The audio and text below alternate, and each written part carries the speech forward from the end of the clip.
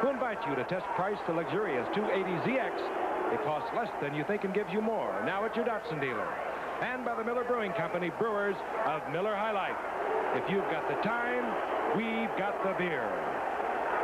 Hello again, everyone, and welcome to the home of the New England Patriots for this, the official start of our 1979-1980 ABC Monday Night Football season.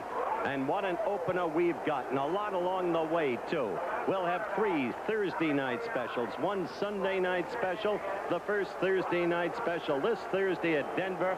The opposition, the Los Angeles Rams, still smarting from that upset yesterday at the hands of the Oakland Raiders. But now, tonight, what a matchup. The Super Bowl Pittsburgh Steelers champions against perhaps the most offensive-minded team in football, the New England Patriots. And it's a supercharged team, these Patriots, emotionally. Why? Because Darryl Stingley, who suffered that fateful collision August 12th a year ago with Jack Tatum, has come back home for the first time since that tragic accident. And you'll be meeting him exclusively at halftime. In the meantime, there is some internal discord on the Patriots, and it's only right to recognize it. Remember, some 2 weeks plus ago, they traded Leon Gray, the brilliant all-pro offensive tackle, to the Houston Oilers. I asked the new head coach, Ron Earhart, if he were in favor of the trade and what impact that trade had upon the efficiency of the Patriots' offensive line. This is what he told me. I was reluctant to make the trade. Of course, I'm the head football coach. I'm selfish. I didn't want to break up a combination we had up front, the combination that led the NFL last year in total offense. As far as how much it's going to impair us, Howard, I can put it this way. When you take a rookie and try to replace an all-pro, it just isn't done overnight. So that's the Leon Gray situation as Ron Earhart, the head coach, sees it. There may be a quarterback problem, too, on the Patriots. What a delight to have back the great expert to discuss that problem, Dandy Don Merritt. Oh, it's good to be back. I really am happy to be here. It's 10 years of ABC's Monday Night Football. Son of a gun. Nice to be here. Now then, that quarterback situation, that is a little bit tough, but maybe not as tough as we're trying to make it. Steve Grogan is the #1 quarterback. He had knee surgery last year, and they're saying, well, maybe he won't be the running threat that he's been in the past. Well, I don't know. I know this, that he's got a couple of good backups. Matt Cavanaugh is a young player, and so is Tom Owen that can both throw. We heard a rumor that if things don't go well in the first half, particularly quarterback, that they're going to substitute one of those guys, and they call Owen and Cavanaugh about the same. So the only thing I can say is it's going to be a fun year. Now, then, Frank, outside of Pittsburgh having world championship, great quarterback, great coaching, and all that sort of stuff, what else they got working? I guess we should kick off. They don't really have a major problem. If anything, they have minor injuries at their cornerback position, and they may have a little bit of a trouble at the beginning of the season with their offensive line at right tackle there. They're hurting just a little bit. But believe me, it's nothing serious. When you have Terry Bradshaw coming off the best year he's ever had, 28 touchdown passes, he became truly a leader, and he's been that over the past few years, but I don't believe anyone fired the football in a lot of years like Terry did at the end of last season. He was really a remarkably gifted quarterback at the end of the year. And, of course, you have Franco Harris, and while New England has the great offense, #1 in the NFL, well, Pittsburgh gave up the fewest points in the NFL last year. A classic matchup, if you will. We say that many times, but this one happens to be, and we'll be back for kickoff right after this. Those are the numbers on Steve Grogan, the quarterback of the New England Patriots. There has been a question about Steve Grogan during the preseason. He has not been the Grogan of last year. He came off of knee surgery in January. Appears to be all right. The knee appears to be okay, but the offense has not moved all that well into this young man. He has had good support from backup quarterbacks Matt Cavanaugh and Tom Owen. These two teams, the Pittsburgh Steelers, the New England Patriots, champions of their divisions. The Patriots, however, knocked off by Houston in the playoff rounds. Of course, you know about the Steelers. They went all the way to win the Super Bowl. Their third Super Bowl victory under head coach Chuck Noll. They beat the Dallas Cowboys 35-31. The Steelers will be kicking, and they will trot out a new kicker for the first time in 8 years. Matt Barr, a 6th-round draft pickup from Penn State, has replaced Roy Girella.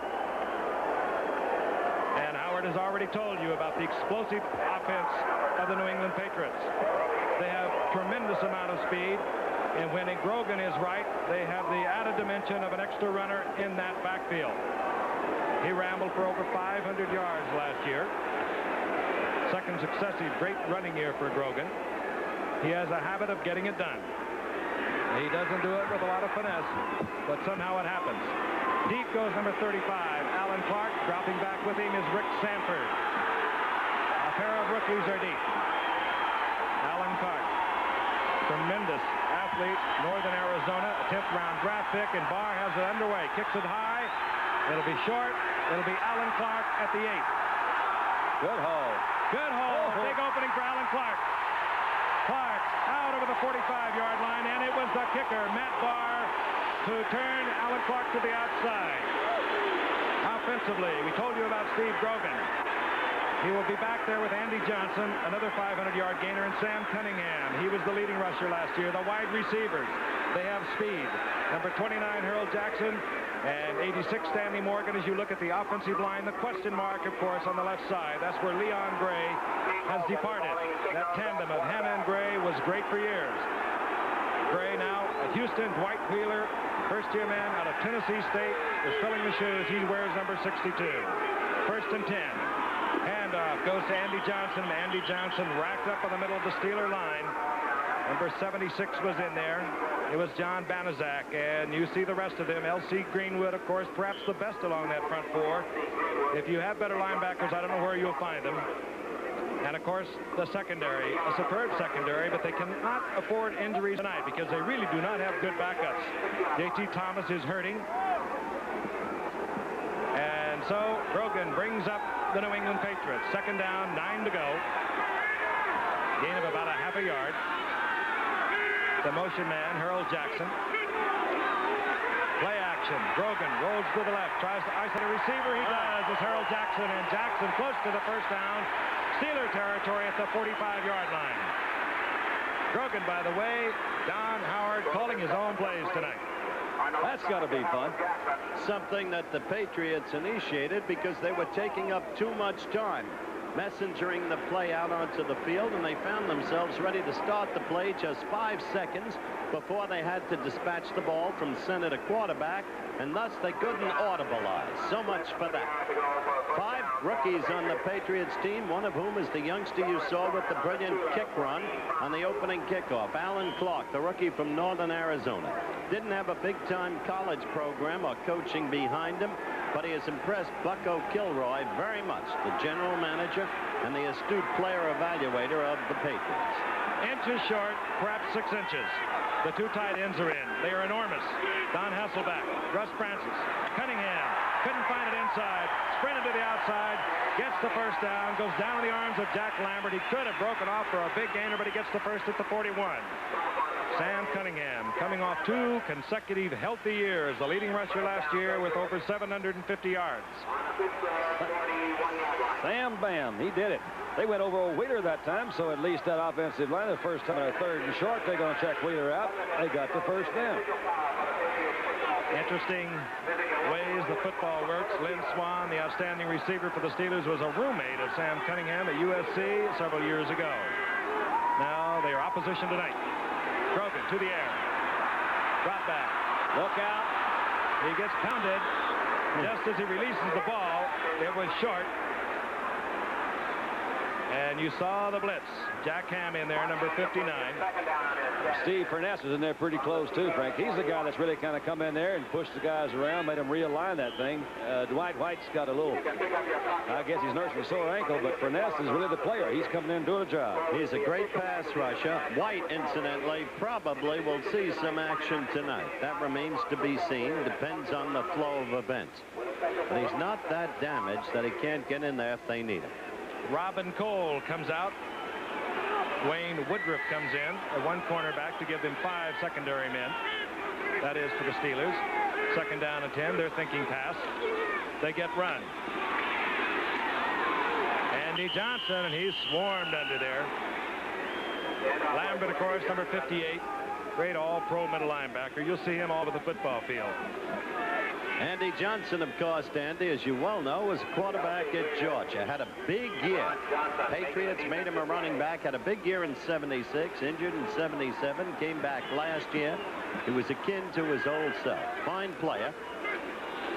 On 3rd down and 9. No huddle. Grogan had called a couple of plays. He told he was calling his own plays. Oh, boy. He catches the Steelers maybe, and not the right defense. He goes to Russ Francis. Francis has the ball inside the 20 at the 18. Oh, that's nice.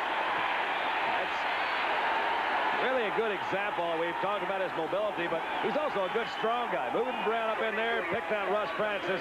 He made Donnie Shell, number 31, commit a little bit because they know he can run too. Picked up a big first down. He has that added dimension, as we mentioned before, being able to run. You're exactly right, Don. Donnie Shell should have been with Francis. He saw a run in Grogan's eyes, stepped up. Grogan right over Donnie Shell. Complete first down inside the 20 of the Steelers. I like to call that man the all-world tight end. Nobody was ever better physically constructed for the position than Russ Francis. Now, wait a minute. Cunningham out to the outside. And the big man motors down inside the 15, close to the 12-yard line.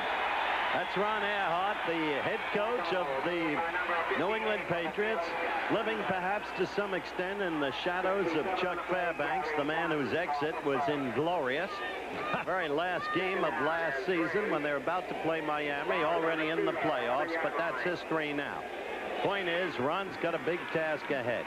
And Don, you could have been built better than Francis. You just didn't do the weightlifting. Alan Clark got the Patriots off to a good start. Out over to their 45-yard line. They have moved now to the 12-yard line of the Steelers. Cunningham bangs down the 5-yard line. Busted a tackle behind John Hanna. Broke a tackle. Ham saved it at the 5. First down, New England. I thought he fell. Then I said, May, it's just a great fake. There's Chuck Noll, the great coach of the Steelers. Here it is in replay, Don. Well, they did go right over that left side again. They just got a habit over there. That's a pretty good hold.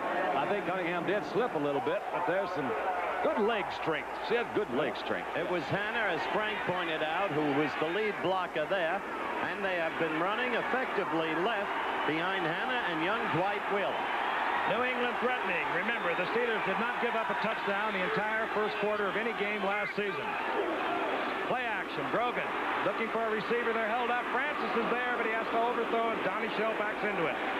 So many times you see Jack Ham in an area where he's going to mess up a play, and he was the one then that read it extremely well, got out in front of Grogan, never let him really turn that corner to put any pressure there.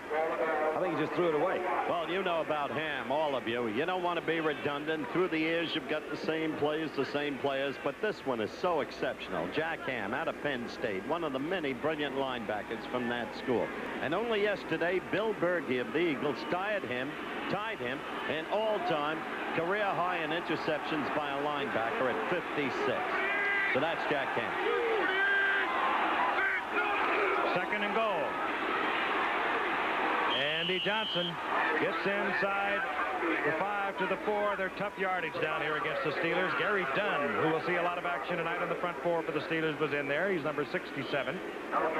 56. 56. I don't think it's 56. Yeah. Well, it's true. Tell you that Berge intercepted one yesterday in the first 2 minutes of the game. That was unbelievable. I saw that. That was got control of the football. Giants are on the 2-yard line or thereabouts. And he was on the ground, and he still controlled the football. 3rd and goal, and Horace Ivory is in for New England.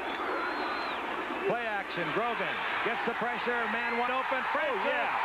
One-hands it. Oh, yeah. As we have seen him do so many times. And the Steelers have given up that long string of scoreless first quarters. New England on the scoreboard. They used up over 5 minutes on the drive.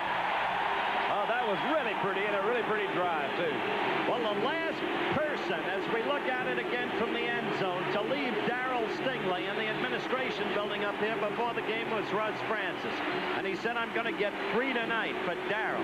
They are a motion charge. Hey, somebody, I don't know, I couldn't see who it was. Boy, they popped old Grogan right there. Just Safety blitz. Who was that, Edwards. Man, he came in there and got him a good composure.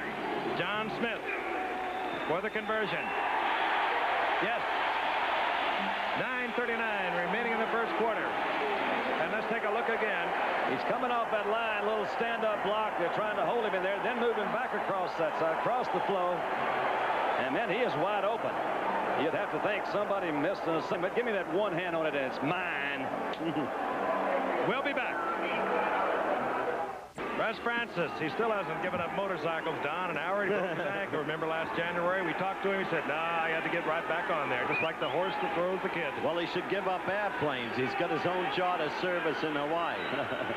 John Smith, the kickoff for New England. They lead 7-0. Larry Anderson is deep. Smith hits it high, and he hits it short.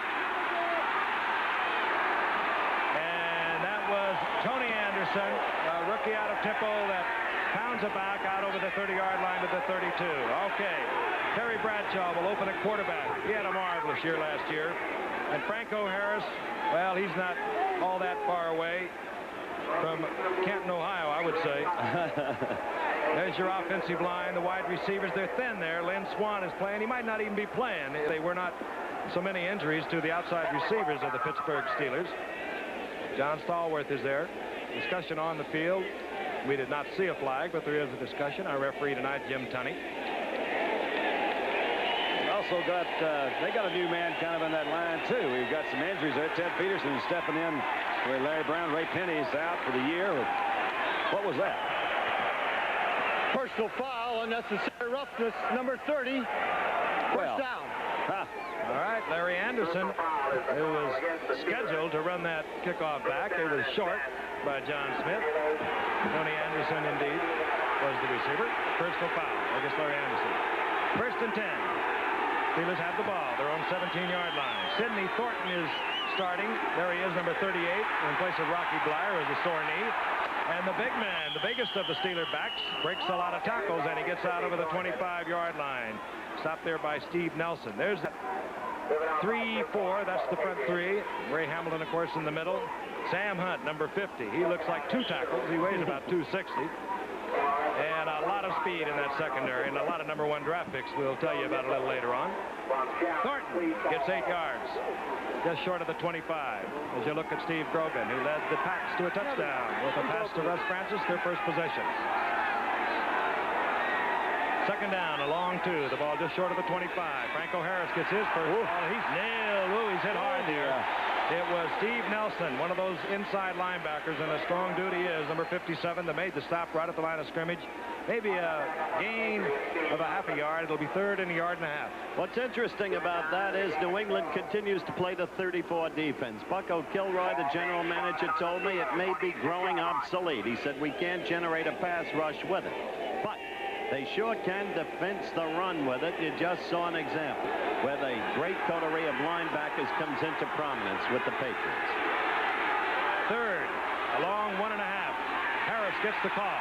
Oh, he gets the first down. Tim Fox was there to make the stop, but not before Franco Harris, coming off another 1,000-yard year last year. Tell you what, he's only a little over 1,200 yards from becoming the 3rd leading rusher in the history of this game, behind only Jim Brown and O.J. Simpson. Look what he did last year against New England. He hasn't done badly on Monday nights, so we've had him around either. No. Interesting graphic.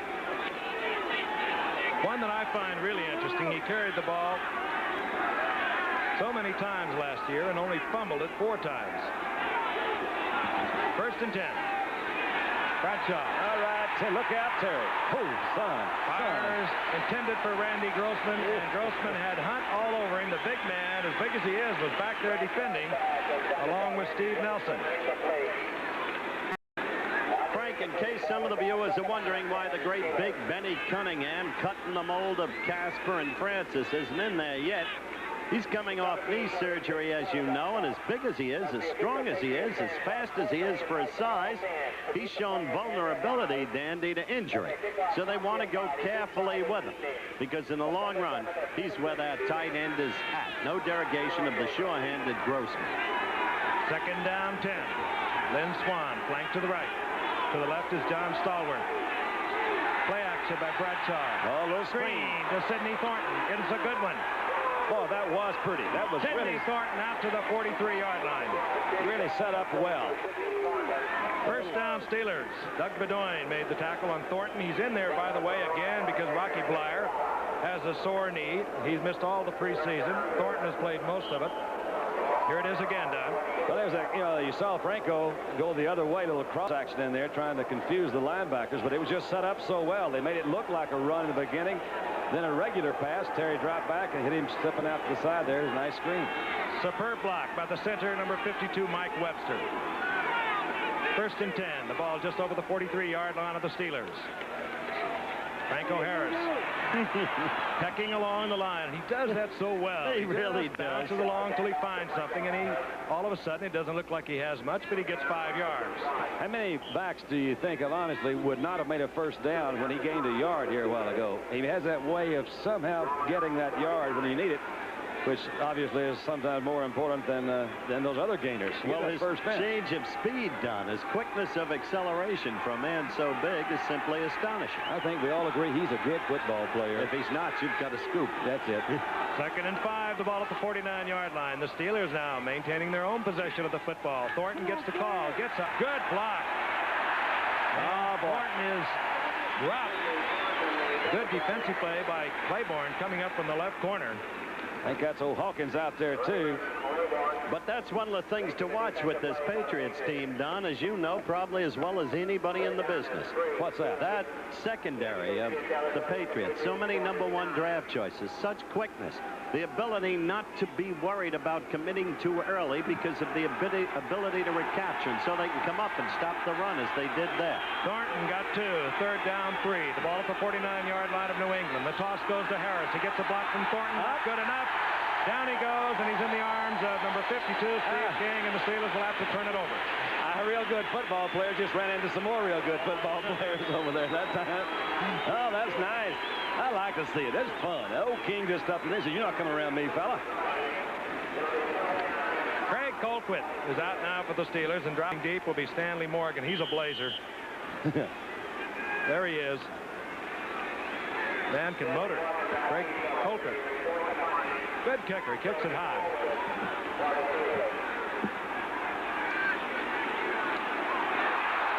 Finds the handle, looking for the sideline.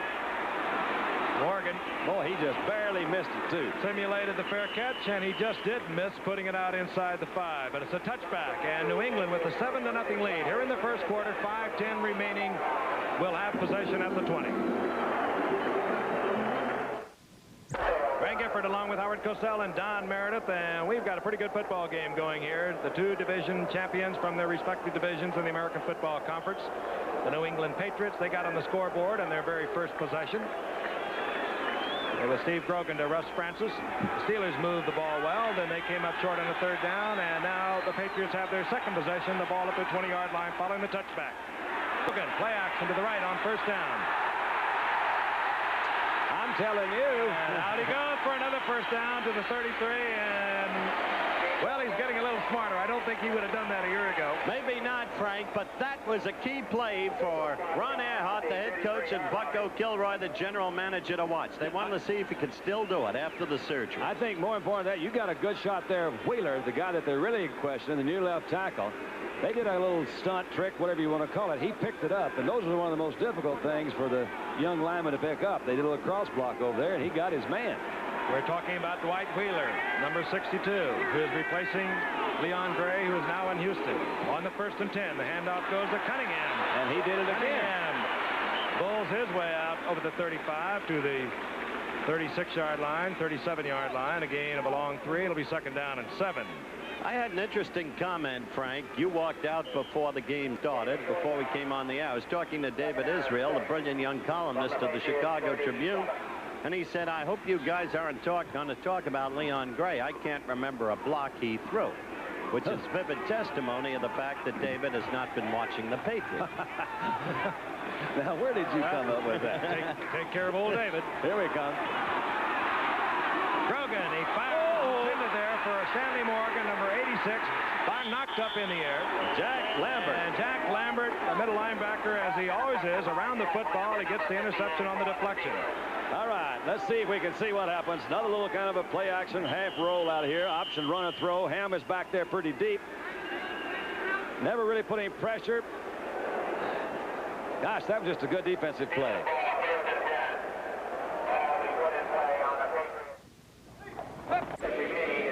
.3:41 remaining in the first quarter. The first turnover of the ball game.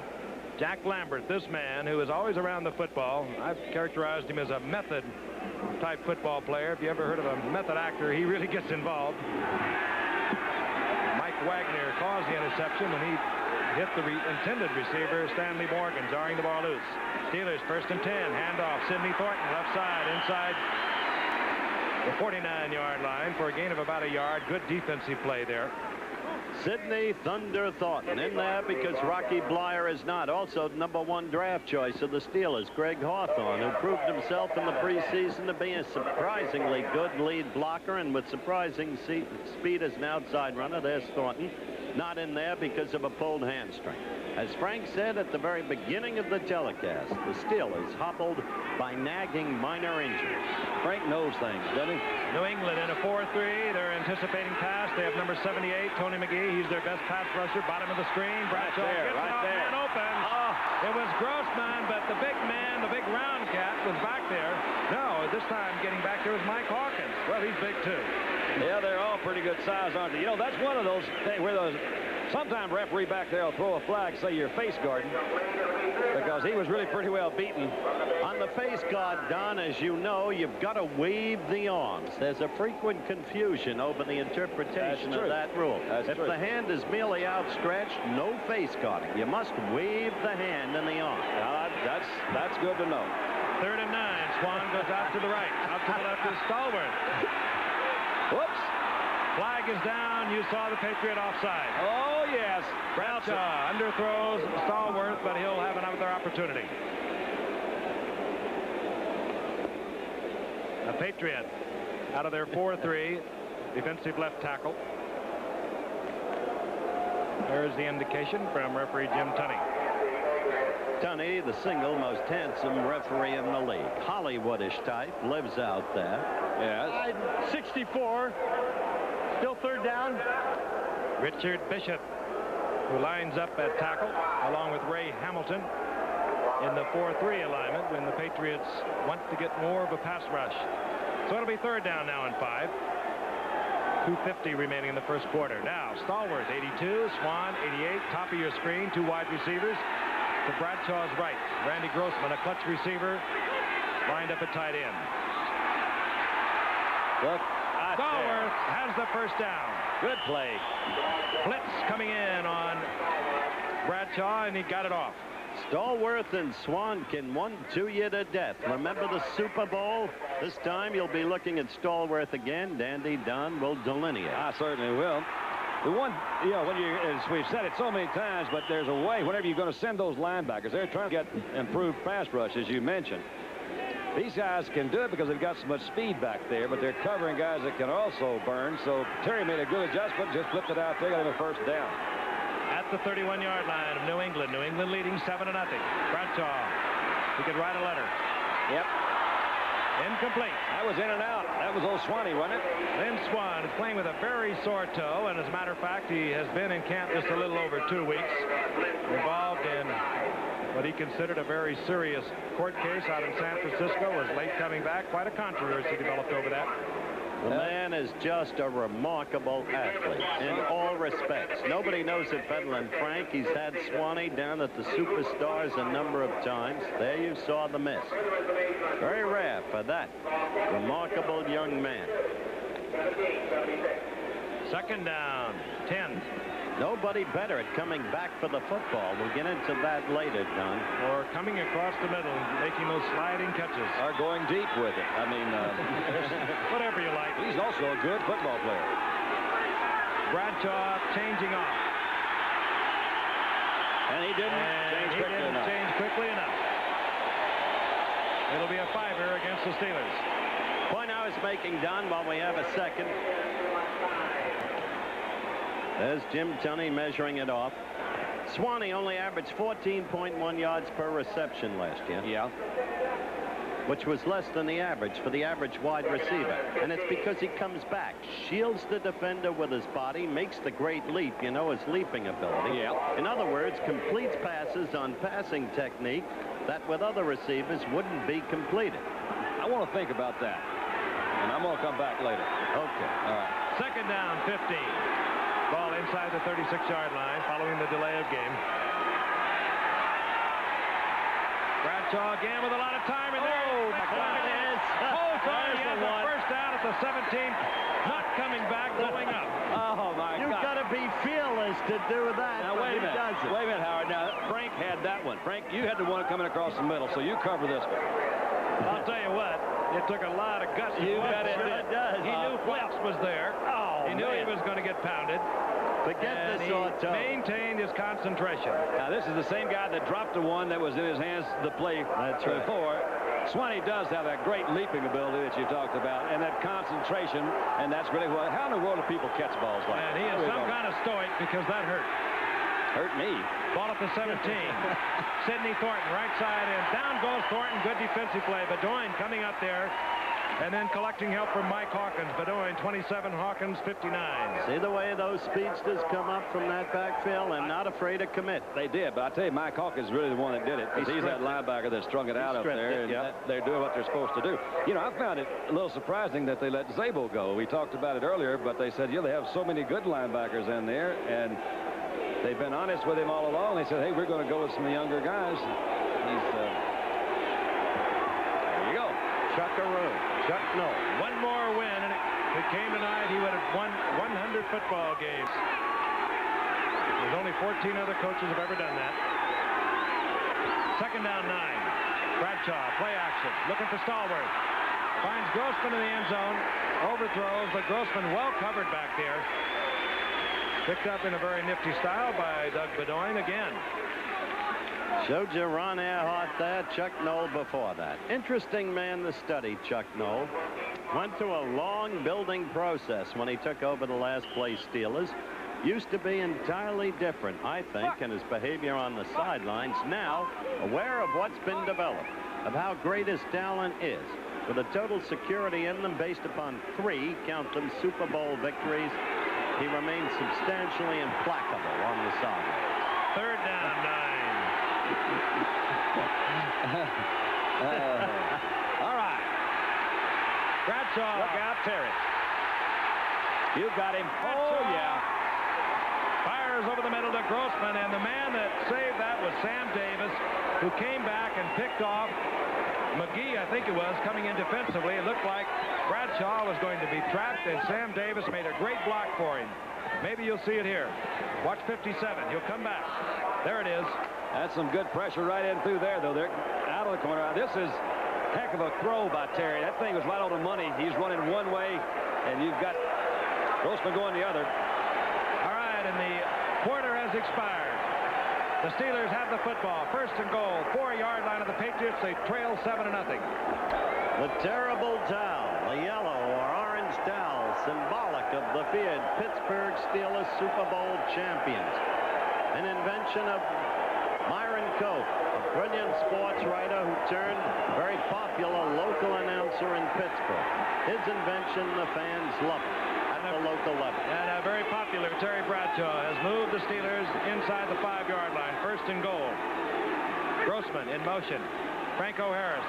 Thornton with the block out. Oh, man. It was Steve Nelson, Frank, came in there. Yeah, he came in from the inside, came in the middle move. Have to have some speed to catch Franco that way. They lost about a yard on that play. Good move by Nelson.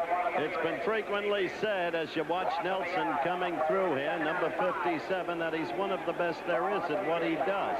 His problem is he beats himself up, gets injured. See that 7? You see him, what he's really doing, he's keying on that guard. He's trying to follow Steve Curson up there.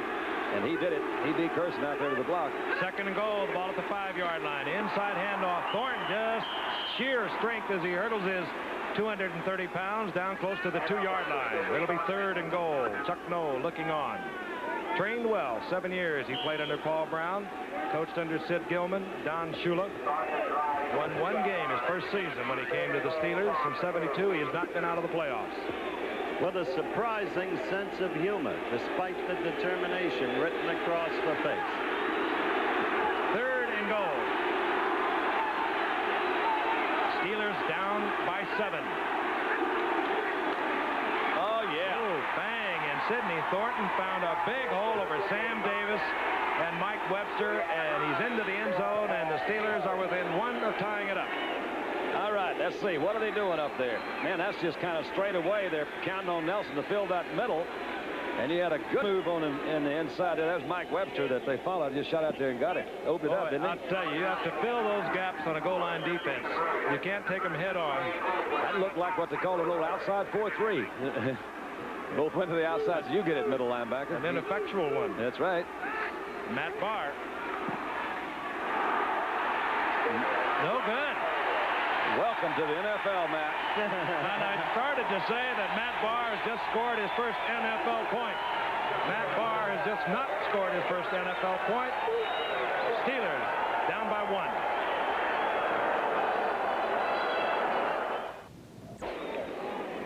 And we'll be looking forward to our visit to the Mile High City Thursday night. And that should be quite a matchup there. The Rams trying to get back after they lost their first game to Oakland. That's an 8:30 Eastern start, by the way. Matt Barr to kick off. Oh, Matt. Alan Clark, the rookie from Northern Arizona. That's not the way you run back kickoffs, however. Out over the 25 to the 26. Lauren Taves on the stop for the Steelers. But that's not the way you kick off either. Roy Jarrella may be enjoying this. Well, the complaint about Matt, it really has been that he hasn't gotten the distance on those kickoffs, but they say he's really been terrific with his field goals. So I assume they thought that his leg would get stronger or whatever. Roy Jarrella was only 12 of 26 last year, and that really was the reason they went fishing. They took Matt Barr on the 6th-round draft pick. He's the brother, by the way, of Chris Barr of Cincinnati. Broke a lot of Chris's records at Penn State. 1st and 10, New England. Harold Jackson is in motion. Andy Johnson gets the call. Sees a little daylight. Turns back to the inside. Gets out over the 30-yard line for a gain of 4 yards. It'll be 2nd down and 6. They're the two kickers of the Steelers, Frank Colquitt and, of course, young Barr. Having an embarrassing moment at the present time. His father, by the way, Matt Barr's father, was on the U.S. World Cup soccer team that beat England a few years back. Has another brother, All-American soccer player in the Navy. Quite an athletic family. 2nd and 6. Jackson again, the motion man. Flag is down as Sam Cunningham has the first down, but again, a flag is down.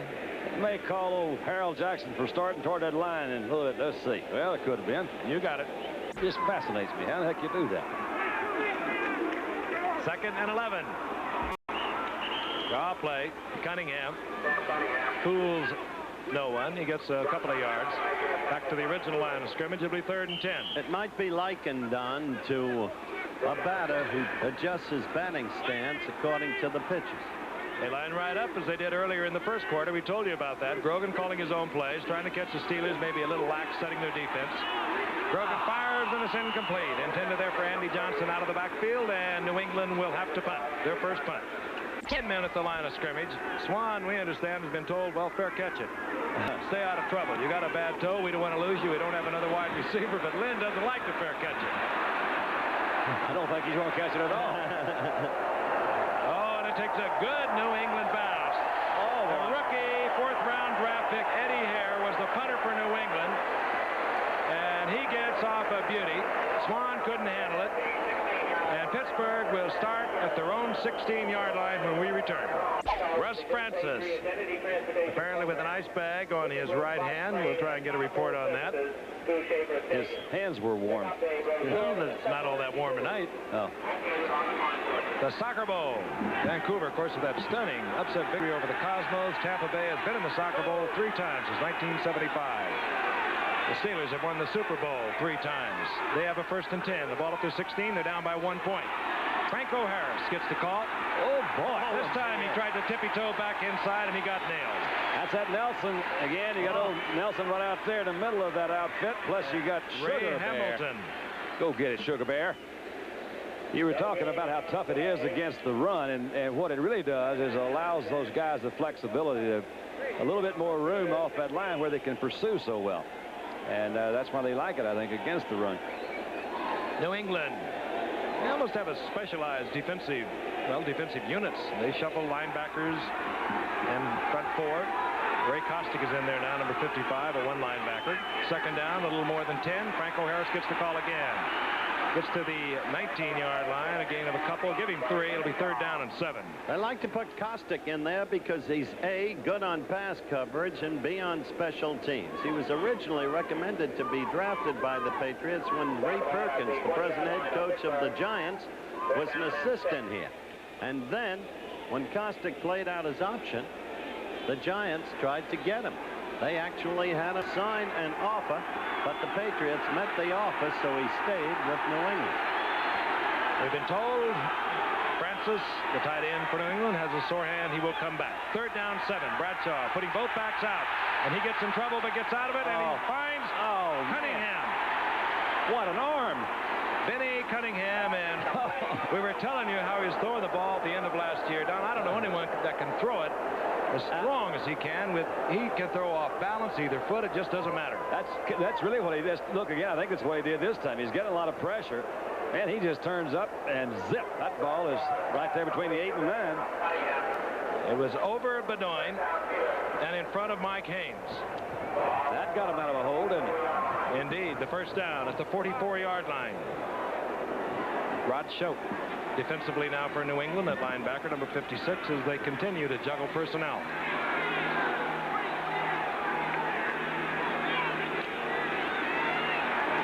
Bradshaw again tries to go deep to Stallworth, who's in a foot race back there with Haynes, and Bradshaw had to let it go because he was under tremendous pressure, and he took quite a shot. Well, if there had been interference on this, it would have been on Stallworth. Yeah, it would have been. Let's take another quick look in here. He said, wait a minute, hold it. I'm going to hold him up because I know they got a new rule in here, and I don't want anybody to think I'm trying to hurt you, Terry. Rod Schote, the linebacker for New England, all over Bradshaw. Steelers now with 10:34 remaining in the 1st half and trailing 7-6, have a 2nd down and 10 at their 44-yard line. To the right, then Swan. Ray Claiborne defensively over Swan. Bradshaw this time finds the time, and Cunningham could not hold on. He was covered by Bedoin. Bedoin took a shot. Cunningham, had he held on, would have had a big gainer. Yes, Bedoin took a chance there. We've been saying Bedoin's name a lot, and that always kind of indicates that they may be kind of trying to isolate him a little bit back there because he's been trying to cover the tight ends, sometimes the receivers. Might be interesting to see what they try to do. Those other guys got a little bit more speed than Bedoin. What's interesting, up till now, the Steelers have gained only 21 yards rushing, 82 passing. So they haven't gotten that ground game working against this 34 defense. 3rd and 10. Bradshaw. And down goes Bradshaw. Tony McGee, they call him the designated pass rusher, was all over Terry Bradshaw. Also hustling in there, Mel Lunsford. They were in a 4-3. Big Mel is the guy. Go into. He was there first. Well, no, actually, McGee's there, but then Lunsford comes back. He's the guy that sometimes they take out in that situation. They said that this preseason in particular that Lunsford has really come on as a pass rusher. In any event, 4th down. Craig Colquitt will kick. Stanley Morgan is standing at his own 20-yard line for New England.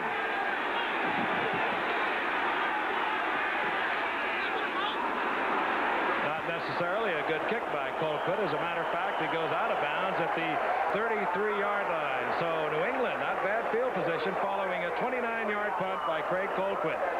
We'll be back. At this time, we would like to make a very special player introduction. Please give a warm New England welcome to a very important member of the New England Patriots who is seated in the press box tonight. Number 84, wide receiver, Darryl Stingley.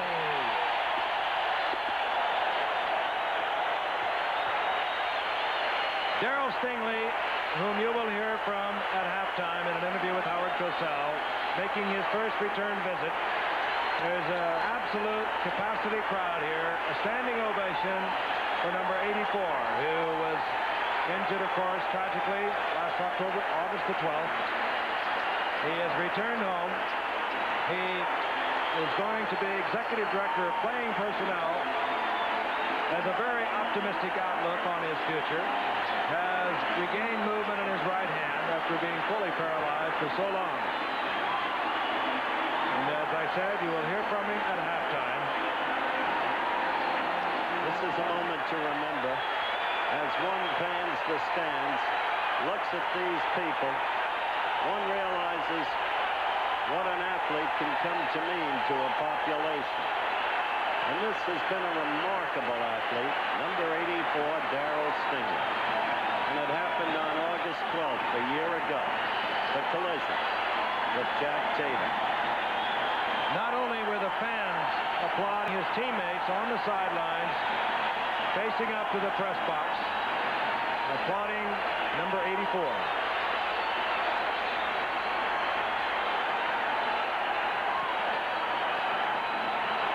I suppose it's impossible to really try to imagine what's going through his mind. It's something that's so far beyond most scholars.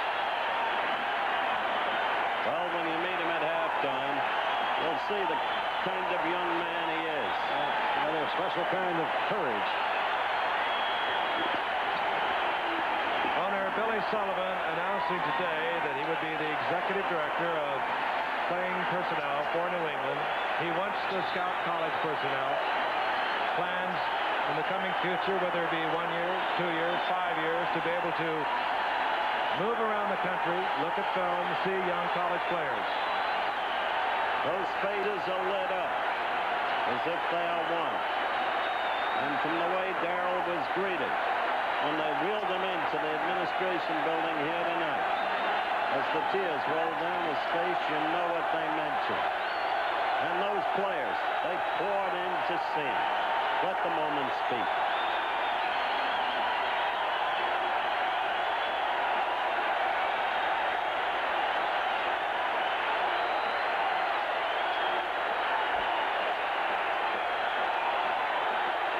I suppose it would continue for many, many more minutes.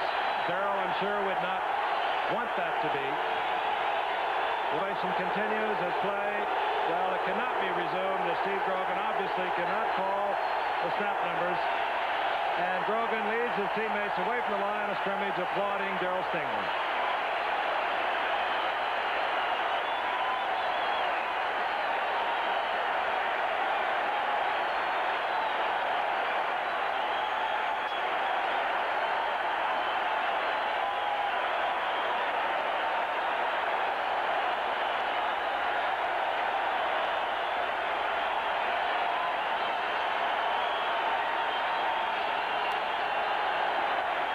That's Darryl Stingler.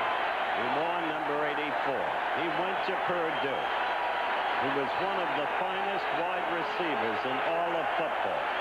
On August 12th, a year ago, in a preseason game against the Oakland Raiders, his quarterback, Steve Grogan, you see the tears, the eyes glistening. Steve Grogan threw him a pass on a slant-in pattern.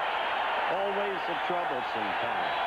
His body collided with number 32, Jack Tatum of Oakland. And now, as Frank has told him, he is a paraplegic, but with beginning movement in the right hand. And the hope is eternal. And these people want him to know that their hope for him is eternal too.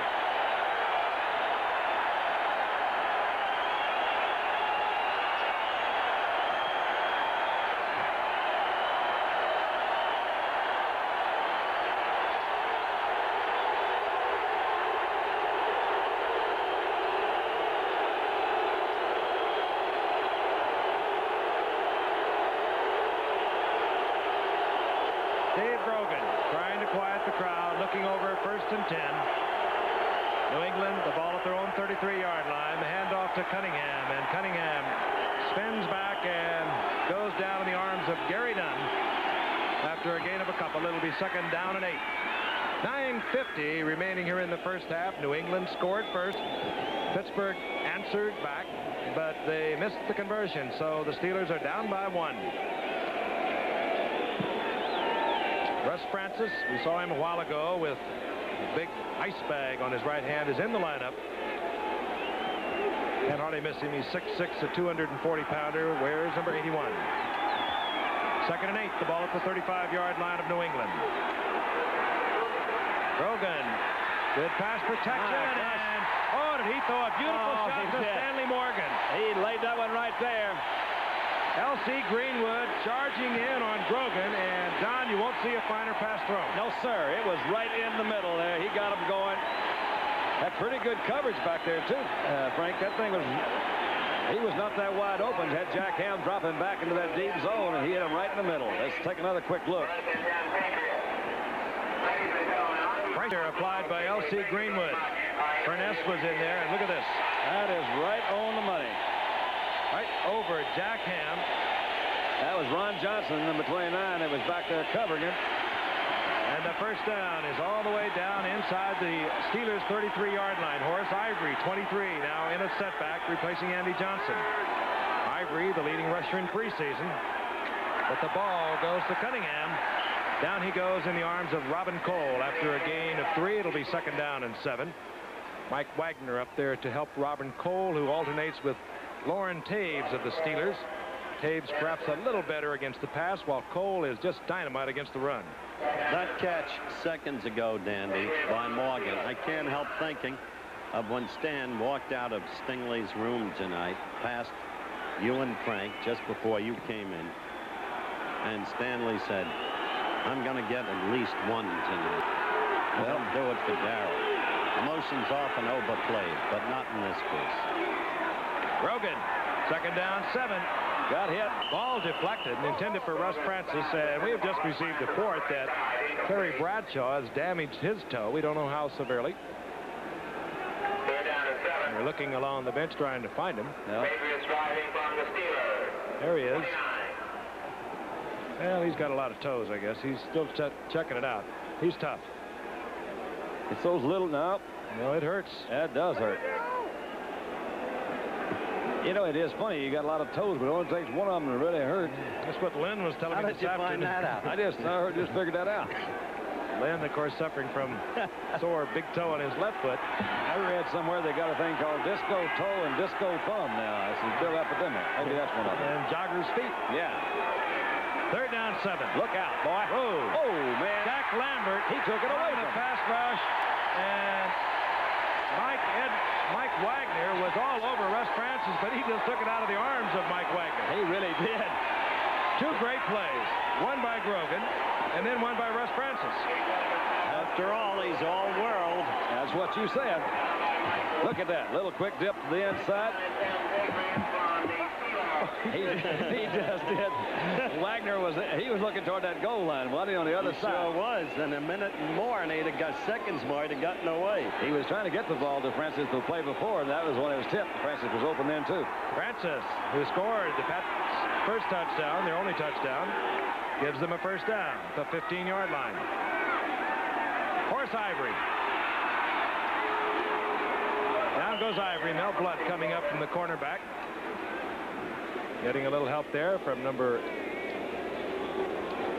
56, Robin Cole. It's like reading somebody's mail over there, isn't it?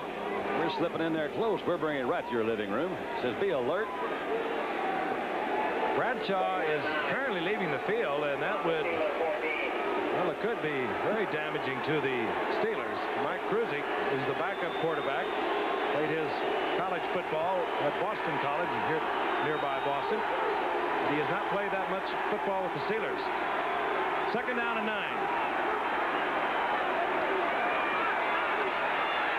Grogan. Oh, and he had Francis, and Francis knows he should have had it. That one was really zipped. You know, you say, well, can you catch it as hard as I can throw it? And they always could me, but Grogan throws a little bit hard. He got a little help from Robin Cole coming out that side. That's when they like Taves in there in the pass defense. Cole really got turned around. Yeah, that was really catchable. That was slipped right through. That's all world too, wasn't it? No, he's no longer. Yeah, well, he's so close to all world, you'd hardly notice. Name. Yeah. No room for human error. 3rd down, 9. Ball at the 14-yard line. Harold Jackson flanked out to the right. Stanley Morgan to the left. The dangerous one, of course, number 81, Russ Francis. Full blitz, safety blitz. Wagner all over Grogan. Tries to get it off to Francis, incomplete. It'll be 4th down. Mike Wagner run the safety blitz, forcing Grogan out of the pocket. Grogan doesn't look like that he's just real healthy either. Mike Krusik on the sideline. You're right, he hasn't played much. Played 2 quarters in this preseason. Bradshaw playing most of the preseason. He was 6 of 12. Second-round draft pick back in '76. Great career at Boston College. He's a lot better than people think. Here's Johnny Smith, who won his job back from Posey. Johnny Smith from Southampton, England. Yes, I remember him well. Struggled through last year, the first 3 games with a torn thigh muscle. Finally had to go on the injured reserve after 3 games. 31-yard attempt for John Smith. Englishman. I'd say so, right through the uprights. And New England has extended their lead over the Pittsburgh Steelers, and the Steelers have to be troubled. Bradshaw has gone to the locker room. 10-6. Patriots over the Steelers. 39 remaining in the first half. Here at Foxborough, the New England Patriots with a 31-yard field goal by John Smith. Now leading the Steelers 10-6. Smith to kick off. You're looking at Larry Anderson, 4th-round draft pick out of Louisiana Tech. A whole bunch of speed back there with Anderson. And he'll take it at the 3. And he's got him a hole. Flag is down, and Anderson is down at the 29-yard line, and it, in all probability, might affect that new rule where on all kicking special teams you cannot block above the waist. Nope, we have a clipping call, but that new rule is going to have quite an impact on the kicking game. Mike Krusik comes in. 2nd-round draft pick in '76, as we told you. He's played 2 quarters in preseason. Played quite a bit back in that rookie year of '76 when Bradshaw had problems. Started 6 times, won all 6 of those games, but it was mostly the defense that won. Had a remarkable record at Boston College, where he set an NCAA career accuracy record, 67.8%. Well, that's not bad. That ain't bad at all. Guy's a lot better than people think. He may just need this kind of opportunity. He starts with his team down, 10-6. The ball at the 10-yard line following that clipping call. Franco Harris gets the call. Krusik getting the feel of the game. Harris out to the 12-yard line. Collected there by Julius Adams. Grogan getting a little attention on the sidelines. I believe it's Russ Francis sitting next to him. I like to see them throw deep in the early downs in this kind of situation, Don. Why is that, Howard? Often see them connect, break it open. 2nd down, 7. Looking for something else. Sidney Thornton. Nifty running for Thornton. He had nothing and turned it into about a 3-yard gain. It'll be 3rd down and call it 4. Steve Nelson in on the stop along with Sam Hunt. Kid didn't listen. They don't make them like they used to. Nope. But then they never did. They mark it at the 17. Thornton, of course, in there, as I told you earlier, because Rocky Blyer has missed all the preseason with a sprained knee. Harris tonight, 13 yards rushing. Thornton, 15 yards rushing. 5:17 remaining in the half. 3rd and 3, Harris. He knew where the first down was. I believe he has it. It's...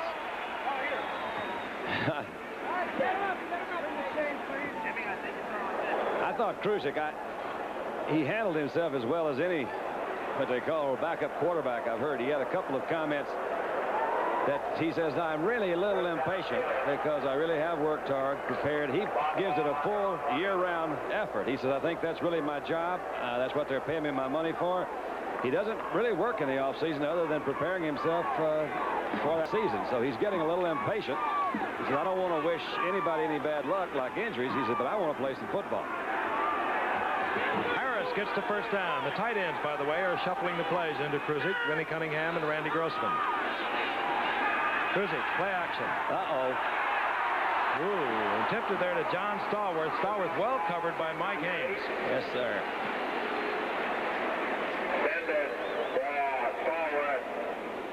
Preliminary diagnosis on Terry Bradshaw, sprained toe. Doesn't sound like much, but for a quarterback who has to move quickly away from the center, plant his feet to pass. You saw Bradshaw on the sidelines, obviously in pain.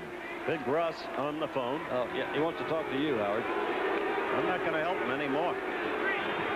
2nd and 10. The ball at the 20-yard line.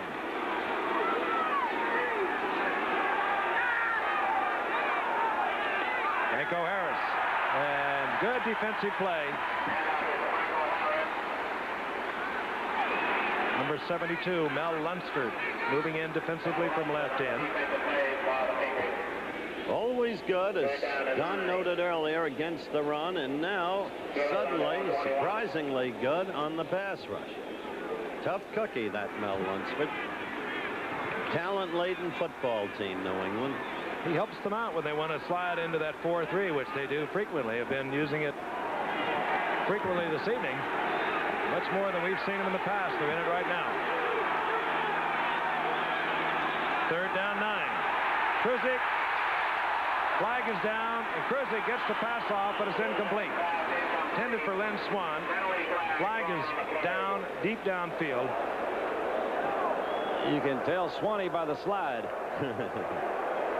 Holding, and it's going to go against New England, and here is Terry Bradshaw with a full limp. Well, with this guy, you never can tell.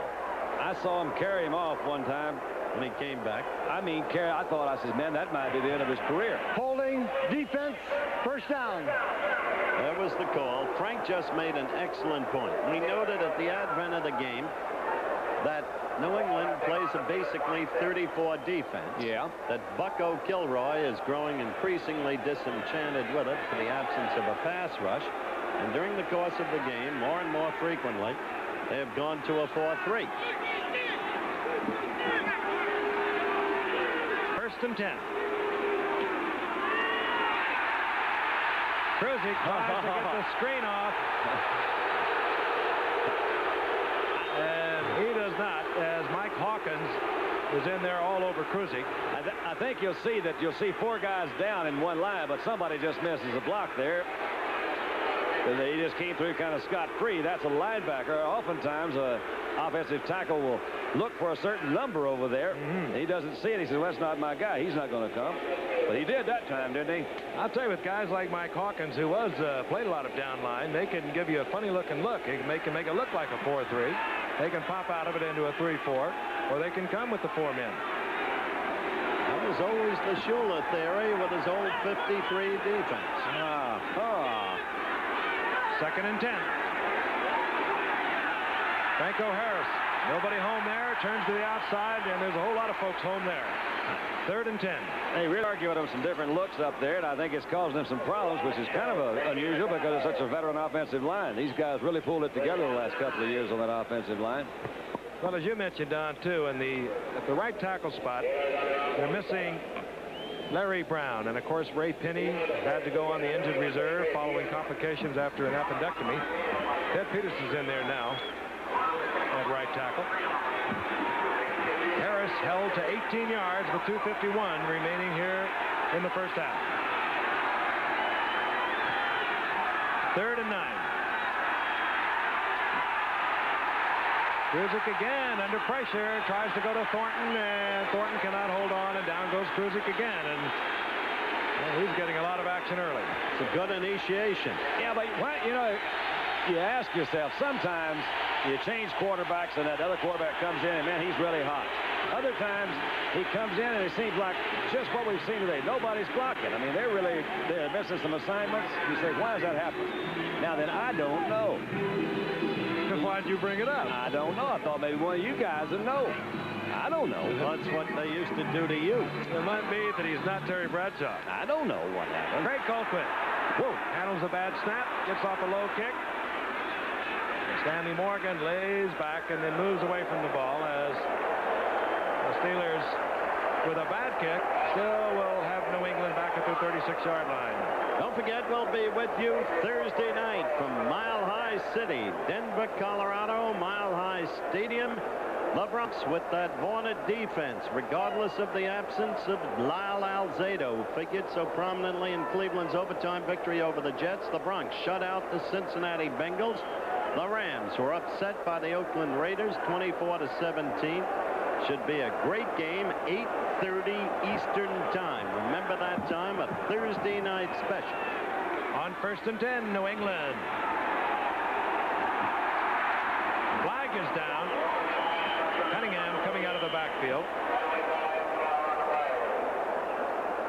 flag is down. Oh, yeah. I don't have to tell you. That's a bad penalty. Well, what do you mean by bad? Defensive holding on a play like that? Well, if you're going to hold him, he should do a better job of it. I think that's the guy that came out and caught the ball. Holding, defense, 59, accepted. First. Well, now, Jack Ham. all right, now, Jack, what are you doing? Jack is saying, well, you're a lot bigger than I am. Now, you come back here. Look at Russ French. I say, look at that left hand in there. That's what you learn being in the league for a few years. It's a sneaky way of holding. Ralph Neely used to hold classes in that. First and 10. What's Ralph doing? Ball at the 41-yard line of the Patriots. They're leading 10-6. Grogan back looking. Has the time. Now the flag goes down. Grogan gets it out to Horace Ivory, but again, a flag is down, usually where you'll get an offensive holding call. That's what it should be. Well, we might as well even this thing up. 2:11 remaining in the first half. And warming up, John Smith. And they get in a lot of practice before the Patriots get within range. They really are high on their new punter, aren't they, this Eddie Hare? They think he's going to really be something. With good reason. Holding, 73, 10 yards, still first down. Two of the very best holding back-to-back. Jack Ham for the Steelers and now John Hanna. That's not a bad pair, Dwight White and Joe Green. Joe has not started tonight. That point must be made. Right now in there is Gary Dunn and Steve Furness, defensively a tackle. Furness 64, Dunn 67. First down 20. He threw it away. Boy, that was really... I think you're going to see Ham come across. He read that screen extremely well. That and the setback could not get out. Yeah, they didn't set it up well. Those against experienced teams, man, you've really got to make that run fake before they'll go anywhere at all. And I think I saw it was either Ham or Robin Cole come from all the way to the other side. He was going out to cover that back, but he never got out.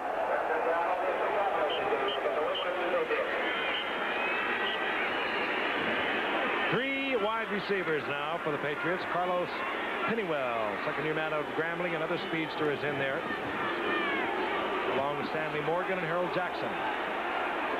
Second down 20. We get the draw call, and Cunningham pops out to the 42-yard line, and we're going to get the 2-minute warning before we can go further. Super Bowl champion Steelers. Well, they have everyone up there. Step out of the safety blitz. Grogan rolls out. And he can't find a receiver, and he drills it in the ground, stopping the clock with 1:55. Aaron H.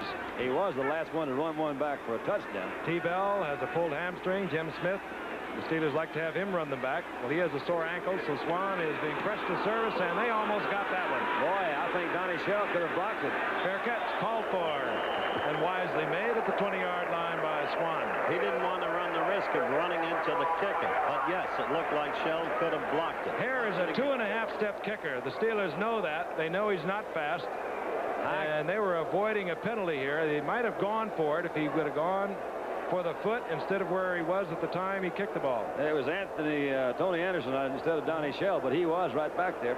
The rookie from Temple. He could have got that if he would have gone ahead of the kicker instead of going where the ball was when he left his feet. You learned that the second year in the league. First year, you learn how to get back there. First and 10, and Mike Kruzik remains the quarterback for the Steelers. Toss goes to Franco Harris. Big man finds an opening and gets out to about the 29-yard line. Gain of 8.5 yards. Call it second down and 2. Sam Hunt over there to make the stop. Take Franco out of bounds, killing the clock with 1:42 remaining in the half. Steelers have 3 timeouts, as do the Patriots. Sink the Swan. Howard is number 1. What Howard would they be talking about? Oh, don't be bitter. The one in your program. Oh, that Howard. Sidney Thornton. Corson with a block for Thornton. He didn't need it. He just carried Doug Bedoin for a first down for the Steelers. Clock continues to run. Did not get out of bounds.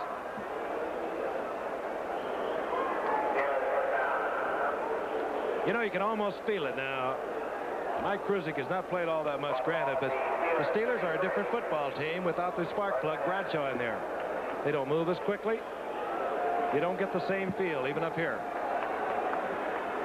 Bradshaw, of course, one of the super quarterbacks ever to play this game. Franco Harris gets a good block from Thornton, gets away from Hunt, and out over the 35. Uh-oh, look at that. Coughed up the ball. I don't know. Mike Haynes or Tim Fox, both of them were in there. Hunt is listed on your program as 253. He's closer to 270. Well, I didn't see him. Did Hunt knock it out of his hand? It was Hamilton, I believe, and Fox came up with it. Now, we just had his stat up. He fumbled 4 times and lost 1 last year. And he's matched that record. There's your linebacker, folks. There's 2 linebackers. They don't know what to do about his weight. Well, now it's Stephen F. Austin. They didn't really worry about it. They just said, you just get the one with the ball. In the meantime, 50 seconds remaining, and the Patriots have the ball, 35-yard line. They have 3 timeouts. And field goal position.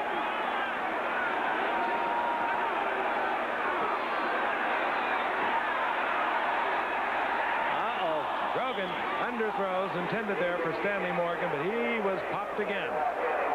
Mel Blunt covering on Morgan. Big Sam. That's it. He may be the biggest linebacker I've ever seen. We were told that his best buddy is the rookie kicker from Tulsa, Eddie Hare. They share a keen interest in golf. Can you imagine Big Sam just swatting that golf ball around out there? I'll tell you, you wouldn't want to correct the score, would you? No, sir. This Eddie Hare is supposed to be a heck of a golfer.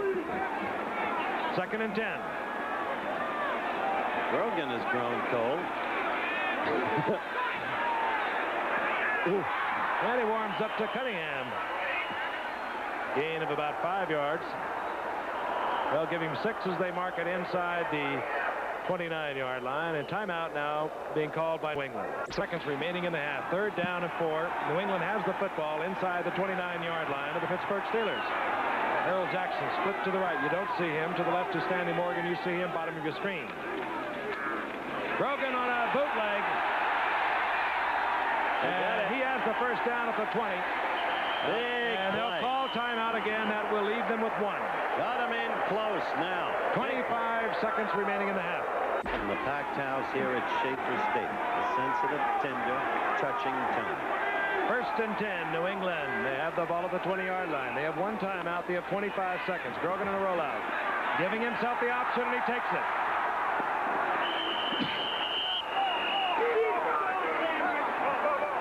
Seconds ticking away.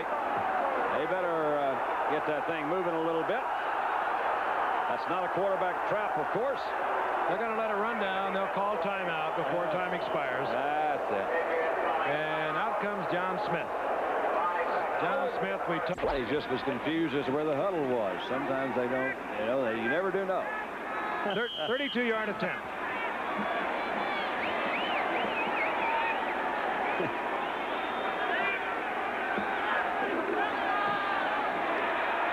It's right through there. That's right through there. Smith hits from 32 yards out, and the Patriots have a 13-6 lead. There's 1 second on the clock.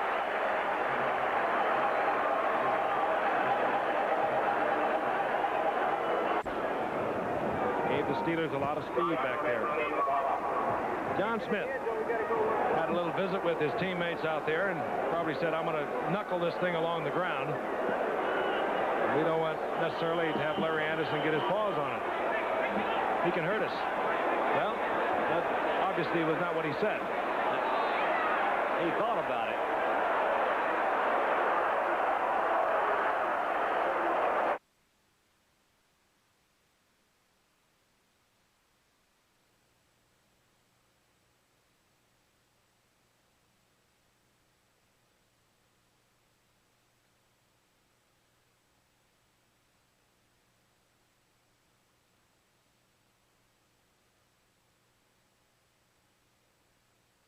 that wonderful? Well, thank you, sir. We hope the country shares your view. Good. Thank you, Howard. Good evening. Governor King of the state of Massachusetts. Back to Frank Gifford. Thanks again, Governor. You did a great job. We're glad to be here. Frank Gifford and the second half. Governor King, who used to play a little football himself at Hawaii Tittle, as a matter of fact. That'll tell you about how far back we go in the world of professional football. First half stats, New England has the edge, 162 yards of total offense. More importantly, they have a 13-6 lead over the Steelers here at halftime. And let's take a look at the New England touchdown, number 81, Russ Francis. Now, Steve Grogan, as you see, a spectacular catch by Russ Francis, was being popped by Mike Edwards on a safety blitz. Francis gave it the one-hand grab. He's 6'6", so he really had to get up there and go for it. But that was the first touchdown for the New England Patriots. They took the lead. Steelers came right back a few minutes later. Big hole. Mike Webster, number 52, Sam Davis, 57, opening it up for Sidney Thornton. But they missed the conversion. Out trotted Matt Barr, their brand new kicker, the 6th-round draft pick out of Penn State, and he missed the conversion. Granted, it was kind of a bad snap. Now, Mike Kruzik finished up in the second quarter in relief of Terry Bradshaw. We understand that Terry Bradshaw will open here in the second half. New England Patriots set to kick off. Terry, we saw on the sidelines limping noticeably. He went to the locker room, came back out, was still limping, and now we understand he will start, however, in the second half. X-rays reported negative. They were taken right here at the stadium. Larry Anderson, you saw a moment ago, deep for the Steelers, and John Smith, the kickoff for New England. And Smith drills it down near the goal line, and Larry Anderson tippy-toes up, looks around, finds a little gap, then a big one. That is the third time that they've returned a kick, Frank. Each time the same kick return design. So they must have spotted something on that left side over there. Well, Larry Anderson, in his second year, out of Louisiana Tech, the same college that produced Terry Bradshaw, who's back in the lineup, gets it out to the 43-yard line. Good field position for the Steelers, down by 7 points. Dave Stallworth, 82. John Stallworth, rather, one wide receiver. Lynn Swan, number 88, the other wide receiver. Franco Harris, 32. Sidney Thornton remains. Is in there as the other setback. Harris gets the call, finds a big opening. Oh, yeah. And gain of about 8.5 yards before he's upended by Tim Fox. It'll be second down. Call it a long yard. The ball inside New England territory, inside the 48-yard line. Typical Franco Harris, one of his great talents. The quick read at the line, the hole not where he expects it, then spotting the hole, accelerating through immediately. Good yardage. About a yard short of the first down, just underway here in the second half. Sidney Thornton bounces to the outside. He gets the first down, and he can move all that 230 pounds rather quickly. Thornton getting the start, as we told you earlier, because of Rocky Blyer's damaged knees. Rocky missed all of the preseason. Their number 1 draft pick, the rookie from Baylor, they have great plans for him. Greg Hawthorne has not been able to play tonight. He has a pulled hamstring. So it's Thornton and Franco Harris all night for the Steelers as setbacks. First and 10, Steelers inside the 42-yard line of New England. Franco Harris. Good turn. Turns the corner and steps gingerly out of bounds inside the 36-yard line. Gain of 6. It'll be second down and 4. Ray Claiborne, defensive cornerback for New England, part of the secondary that is Claiborne, Bedoin, Tim Fox, and Mike Haynes for New England. The Super Bowl champion Pittsburgh Steelers, 35-31 winners over the Dallas Cowboys in Super Bowl 13. New England also won their division, but they were knocked off by the Houston Oilers in the playoffs, 31-14. And then the Steelers took care of Houston on their way to the Super Bowl. On second and 4, this is Franco Harris. Oh, man. Oh, nifty running by Harris. Short of the first down by about a yard and a half.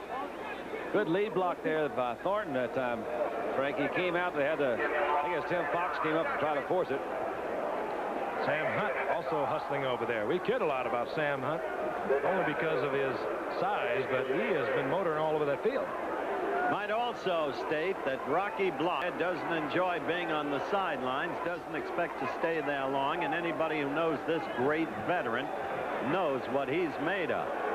So as he watches Thornton proving that he's not just chopped liver out there, but a pretty good replacement as you look at Chuck Noll, you can be assured that Blyer, a great lead blocker, will be back. Frank? Call it 3rd and 2. The ball just inside the 29-yard line of the New England Patriots. Franco Harris. And you saw him do it a couple times in the first half, and he's been doing it throughout his 8-year career. Drifting along the line, finding the opening, turning upfield, and getting the first down. And Franco Harris appeared to be shaken up, but now he's on his feet. Pretty good block by Grossman, and look, there again is Thornton out on the lead block.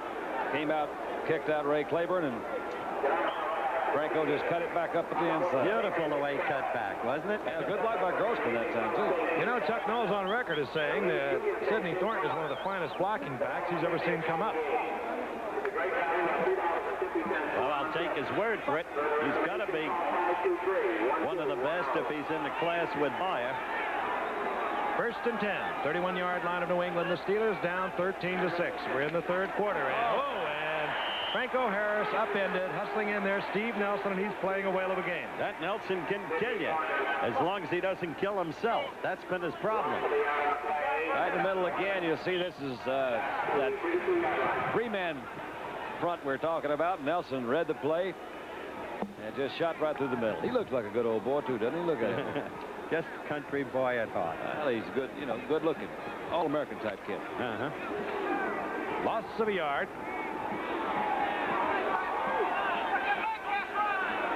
Stallworth split out to the left. 2nd down and 11. Bradshaw dumps it off to Harris. Tries to get behind the screen. He doesn't get there. Coming up quickly is Ray Claiborne at the cornerback position for New England. Got inside the screen and stopped Franco Harris at the original line of scrimmage. It'll be 3rd and 10.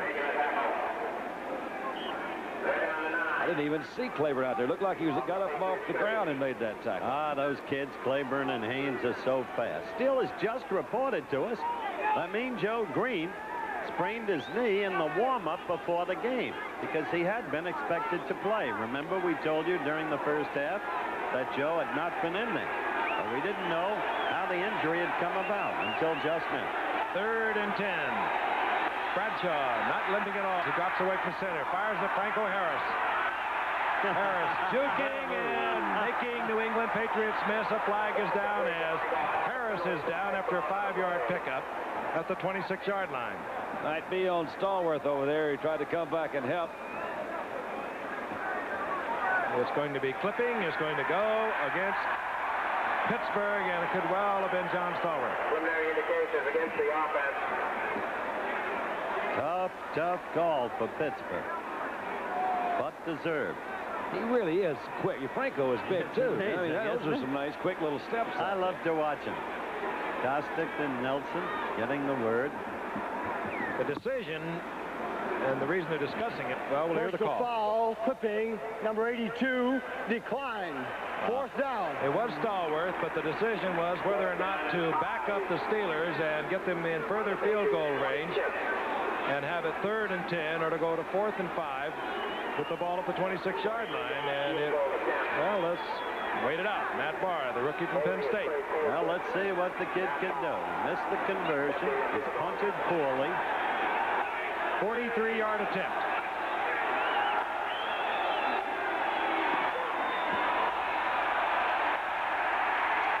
Not even in the area. Having a bad night. I said he's punted poorly. I meant he kicked off poorly. New England will get their position at the line of scrimmage, 26-yard line, when we come back.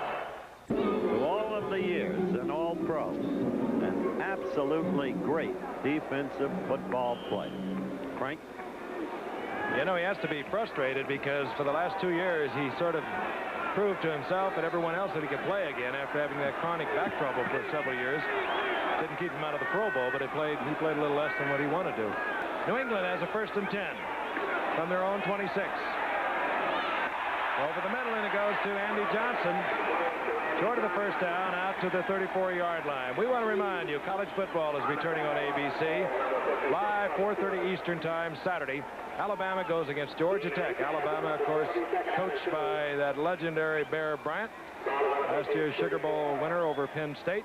Georgia Tech coached by Pepper Rogers. They have quite a young quarterback coming up in Mike Kelly. So that's NCAA college football returning Saturday at 4:30 Eastern Time. So be with us for all the excitement of college football. Second down, 3.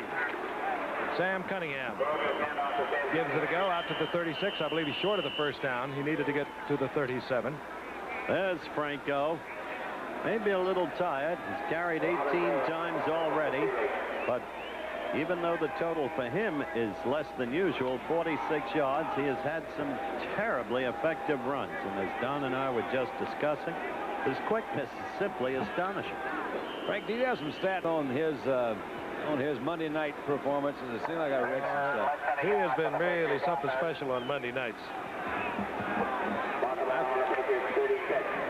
Sorry about that, Frank. I've got them someplace myself. That's all right. They're around here somewhere. No, they're around here. Yeah. Why did you have to ask that question? Well, all right, wait a minute. Here we Short go. yardage. The 2 tight ends are in. Hasselback, Francis. Third and less than a yard. Andy Johnson finds the gap, slithers through, gets the first down, and more out to the 40-yard line. First and 10, New England. Andy Johnson over the right side. Give me a yard and a half, where it'll be second down and 8. Answer your question, Donald E. Yeah. I knew Frank knew. Second down 9.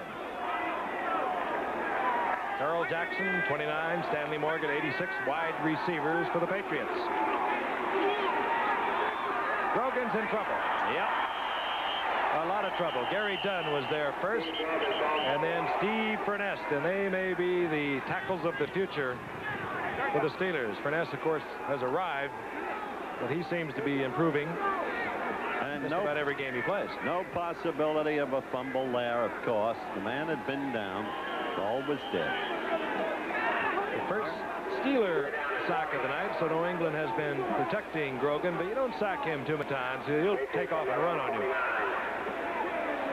Now they bring in Lauren Taves, number 51. He alternates with Robin Cole at linebacker, but he's a little bit better against the pass than Cole. Russ Francis is split wide to the left. Now he's in motion.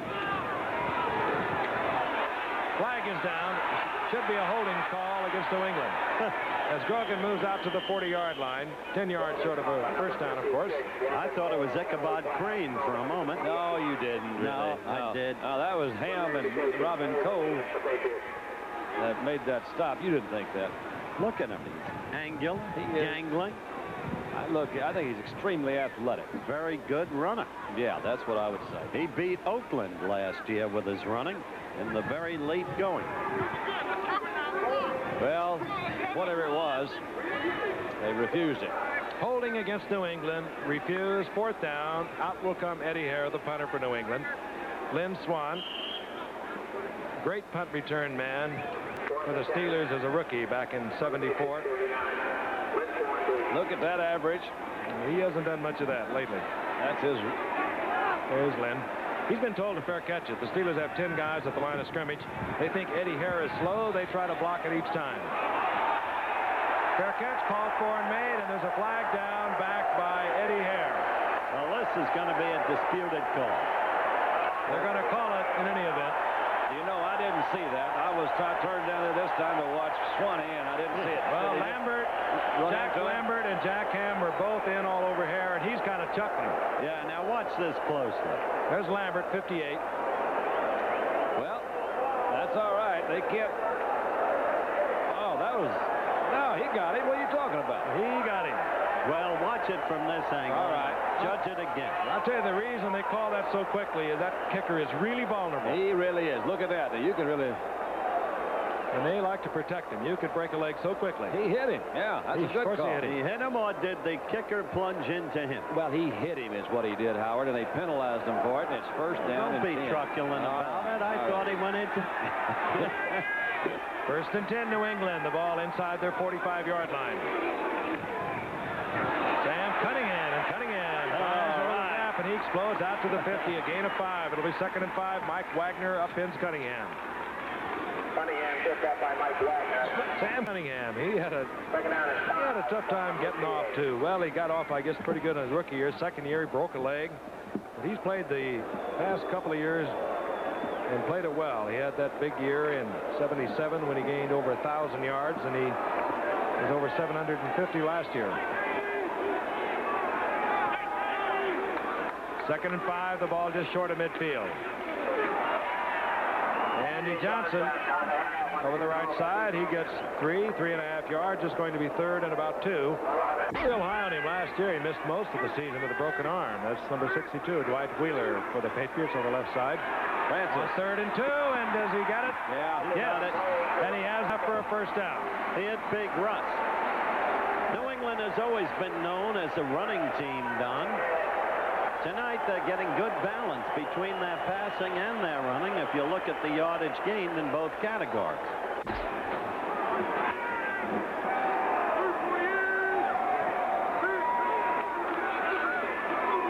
A little flea flicker. Oh, it was Stanley Morgan. I'll tell you, that was such a confined flea flicker that I don't think the Steelers secondary saw it. That's called a mini flea flicker. The mini play. Anyone. I love the play. There it is again. You don't fool Mel Blount very often. You know what? That ball was that was catchable, I would say. Certainly It would have been a sensational catch, Stanley. I'll give you that. I talked about the balance in the New England attack. Passing, they've gained 88 yards. Rushing, 100 yards. Pretty good evidence. 2nd down, 10. I haven't seen him throw to Jackson. Steelers again threatening safety blitz, and now they drop out of it. Grogan's already changed the play, however. They've done that a couple of times, Don, and they catch Grogan. Well, he evidently didn't get the defense he was looking for, or they didn't run the right patterns because nobody was there. He tried to get a little action out of those receivers by hand motion. Nothing happened. That defense caught up with him. Steelers up there with threatening safety blitz. Grogan changing the play. Steelers dropping out of it. 6. New England will be at home to the New York Jets. 3rd and 10. All 11 are at the line of scrimmage. Grogan tried to get it off, and he did. Oh, my gosh. Flag is down. And Mel Blount catches Morgan at the 5-yard line. What a fun play. Oh, boy, I can still see it again. Oh, I like that. Let's see what the penalty is. Well, let's see. Illegal motion. New England, they'll bring it back. Grogan upset. He says, wait a minute. That time they threatened the blitz and they came with it. Grogan switched it up, which you do in a situation like that. Went for the fly, and they're going to bring it all back.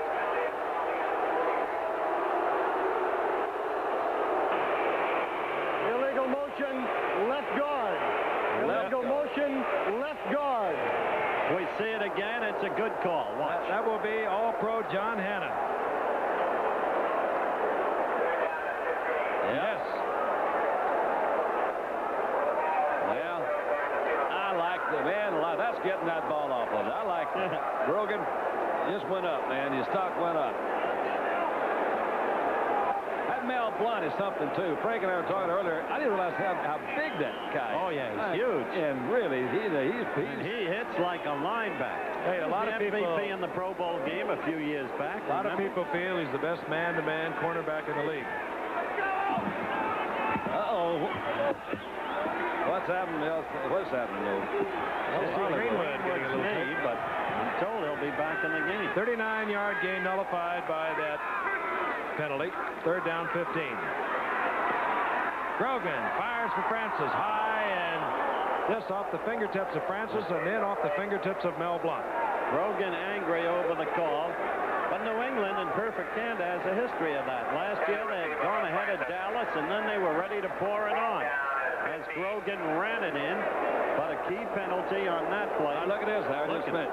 He's really upset. I don't know what it was. Somebody probably broke a pattern on him. He wasn't upset at Francis. If you don't get that interpretation from it, somebody ran a pattern wrong on him. Yeah, but even if he was, I don't think he'd be that upset with Francis. You'd sit and negotiate with him. He was still thinking about that penalty. Eddie Hare, and this is Lynn Swan. Again, the Steelers will go for the block. They think Eddie Hare is a slow kicker. And he is slow. They almost get another one. Swan indicates the fair catch, lets it wisely go into the end zone, and it'll be a touchback, and it'll come out to the 20. That old boy can kick. 5:37 remaining in the third quarter, and we'll be back. We all love good food and light beer from Miller.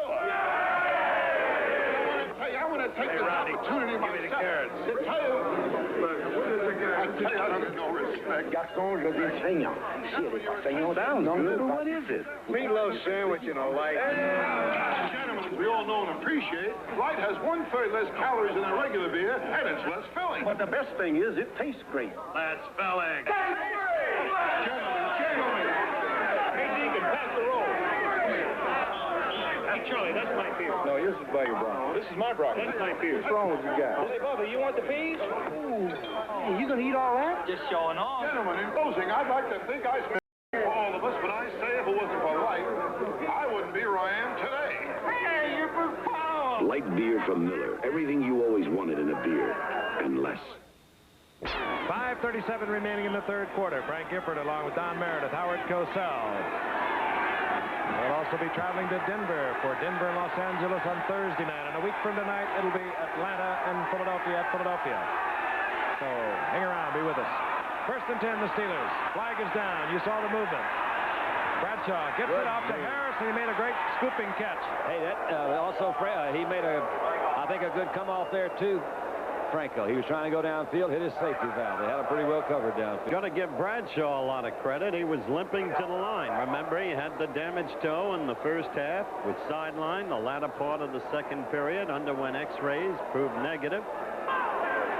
Sprained toe. Here's the call coming up. Offside, defense, refused. Second down. Again, Terry Bradshaw given the option of having a 1st and 5 or a 2nd and 3. And he decides to go with his, well, Sam limping a little, 2nd and 2. line. And he takes the yardage gain. Terry's tough. You don't have to worry about him. Franco Harris. Oh, he's piled up right side over there. Oh, Lunsford Julius came down Adams that was line. there. Mel Lunsford.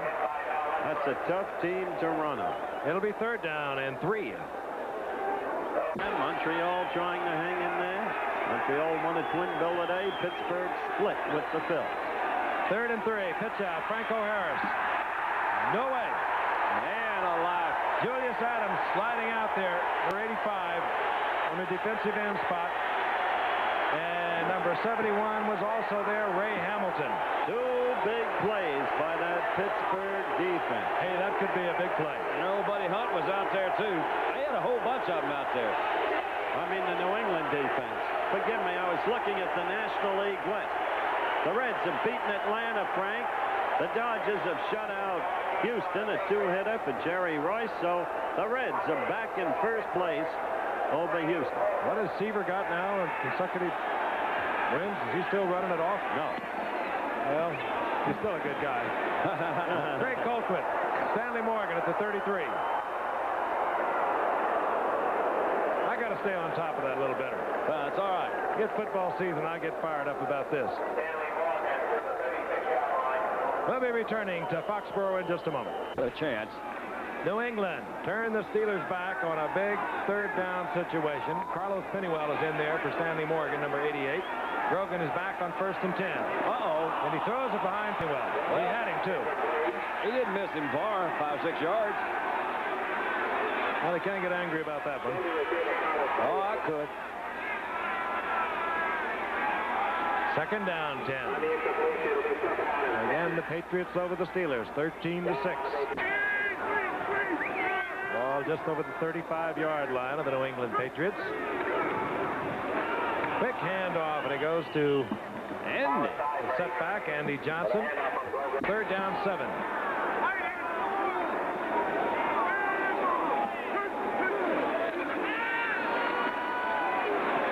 protection, but no receiver open, and getting in there was Gary Dunn.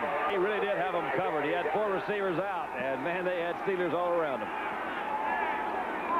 Eddie Harris getting a little shell shot back there, the rookie from Tulsa. The Steelers put 10 guys at the line of scrimmage, and they don't make any bones about it. They're going to try to block it. He's hurrying. Then Swan. He is kicking it, too. Fair catch called for, as advised by Chuck Noll. He does not want to lose Len Swan. Swanee doesn't like the fair catch, but he does at the 31-yard line. The Steelers will have the ball there when we come back. AFC's Eastern Division champion New England Patriots leading Super Bowl champion Pittsburgh Steelers 13-6. Steelers first and 10. The ball at their own 31-yard line. Bradshaw limping away from the center, looks out to Franco Harris, and Franco Harris upended about the time the ball got there by Mike Hawkins. Once again, there was no one to throw to. Coverage was excellent. Yeah, it was just reversed. The time before, it was the Steelers that had all the Patriots covered. This time, the Patriots did the same thing for the Steelers. Yanks crushed Boston 10-6. Guidry won his 9th in a row, 15 on the year. Baltimore, they're incredible, won a twin bill from Toronto. Second down, 10, Franco Harris. Franco Harris frustrated a little bit tonight. Ambles for about 8 yards. It'll be third down now and 2. L.C. Greenwood, we understand, is out for the night. He has a sprained knee. That's bad news. He perhaps is the best of the front 4. That's all the front 6 of the Pittsburgh Steelers. This team is really injury-riddled. They marked the ball at the 38-yard line, so it'll be third down and 3.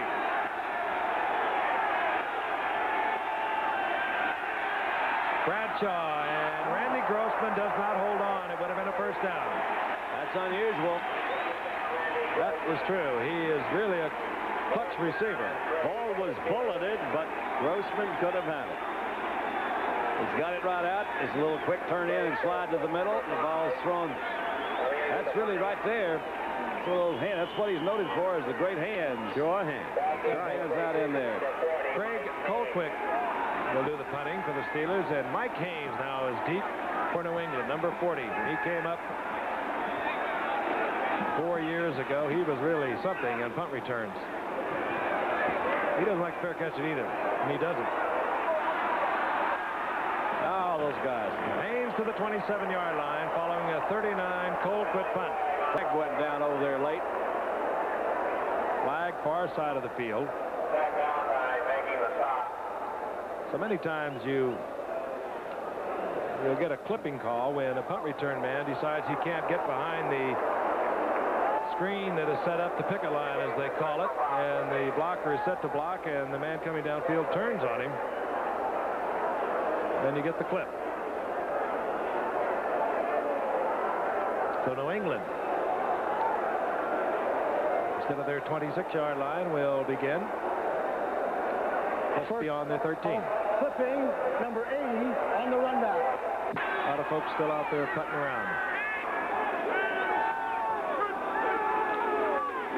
On first down, this is Horace Ivory. Ivory. Talk about a super effort by an individual, making it on his own. Instead of a -2, he got a +9. He got somewhat confused back in there, dodging them all. Let's see who. I know he's trying to get around some couple of Steelers. He said, now, wait a minute here. That's Russ Francis he's going to come back at. Look out, Russ. That was Jack Campbell. Missed that tackle. That's right. And he avoided Francis, who got in his way, and then went right between 2 Steelers. Yeah, I like that. That was Ron Johnson that got him, or he could have still been running. Leading rusher in preseason, Horace Ivory. Cunningham finds a big hole. Oh, that was. Pounds for the first down out over the 35 to the 36. You don't see a lot of people do that for Pittsburgh. No, you don't.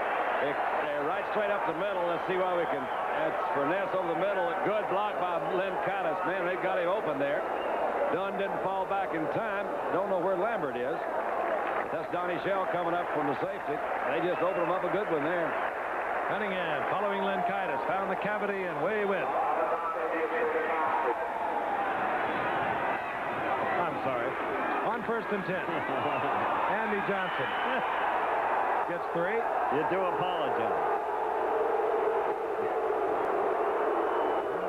as good a place as any to look it over. Horace Ivory really was the best running back the Patriots had during preseason. Had a good year last year. He averaged a little over 6 yards in that preseason, Frank. Had 690-plus yards a year ago after missing most of 77 with a thigh injury. Seconds ticking off here in the third quarter. I don't think we're going to get a playoff. No, probably not. And we will. Oh, he moved that right arm right there, waving hello to Mom. New England has the football. Second down and 7. This is Horace Ivory. Good. And he's putting on some fancy moves. Short of the first down out to the 44-yard line, but a nifty pickup of 6. It'll be 3rd and 1. Being assisted from the field. You saw a few moments ago he went down in the arms of Gary Dunn and Tom Beasley. Rolled over, grabbed his knee. Walking very carefully. I'm sure the trainers checked it out rather thoroughly before they had let him walk off the field. We'll not speculate. We'll try and get a further report. Hate to see these injuries. I just bumped into Dan Rooney of the Steelers front office. He said, I don't know what it's coming to. I've never seen a team so racked up as ours. I don't know how bad Joe Green is. I don't know how bad Greenwood is. Penny's out for the year. How much more can they do to us? I said, well, you can keep having Matt Barr kick. J.T. Thomas, Larry Brown, you could go on and on with the Steelers. They've got some problems. Sam Cunningham gets the first down. He said, Don, did you see him kick for Penn State? I said, yeah, he was great there. What happened to the power in his leg? Oh, well, I bet he gets a lot stronger. First and 10, New England. We're in the fourth quarter. Grogan, play action. Going to the big man, Francis. He has another first down inside the 45-yard line. Jack Lambert drifted back there to make the stop.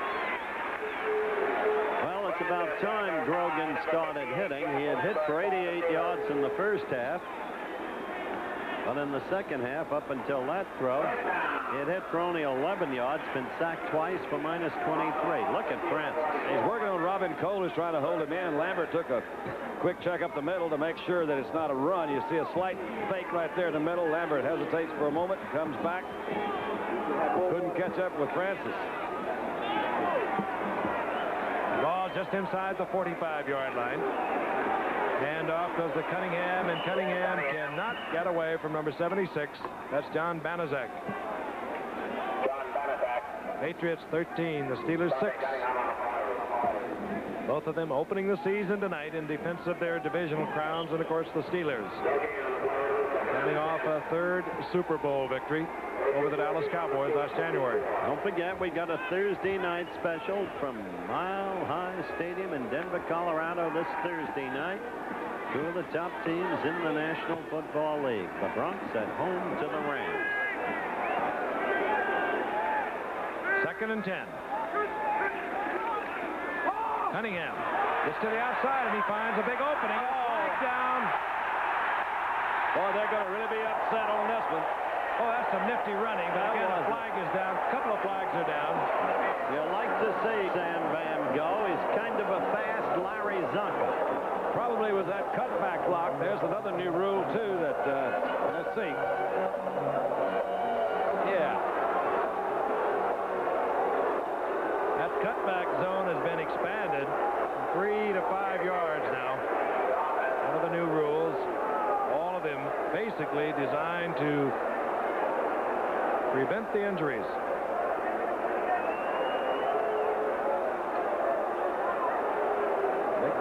Back to the 43. Here's the call. Crackback block, crackback. Number 88, 15 yards, still second down. Carlos Pennywell, the wide receiver, as it generally is when you get that call. Ivory, we've been told, has twisted his right ankle. I'm sorry about that, but I'm glad it's not the knee. He will not be back tonight. Ball all the way back to New England's 43-yard line, where it's 2nd down and 23. That's when you get a pretty good pass rush.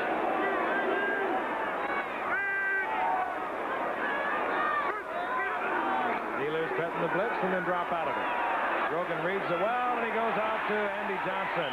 Andy Johnson's been playing a good ball game tonight. That's a good play, too, to get half of that thing back. Half of it back to the 46-yard line. Yep. Now you got a big one. Third in the bunch. Don mentioned Andy Johnson, and he's one of those solid players. Not spectacular, but he's there when you need him. He can receive, he can run, he can block. He's a good football player all around. He can throw, too. He's an athlete. If he has to, he's great on the option pass, having played quarterback in college. What, Frank? I was a running back who came back from surgery. He missed all of 77 and came back last year and gained about 700 yards. Right. Grogan did get half of it in collaboration with Andy Johnson. His third down now and 12.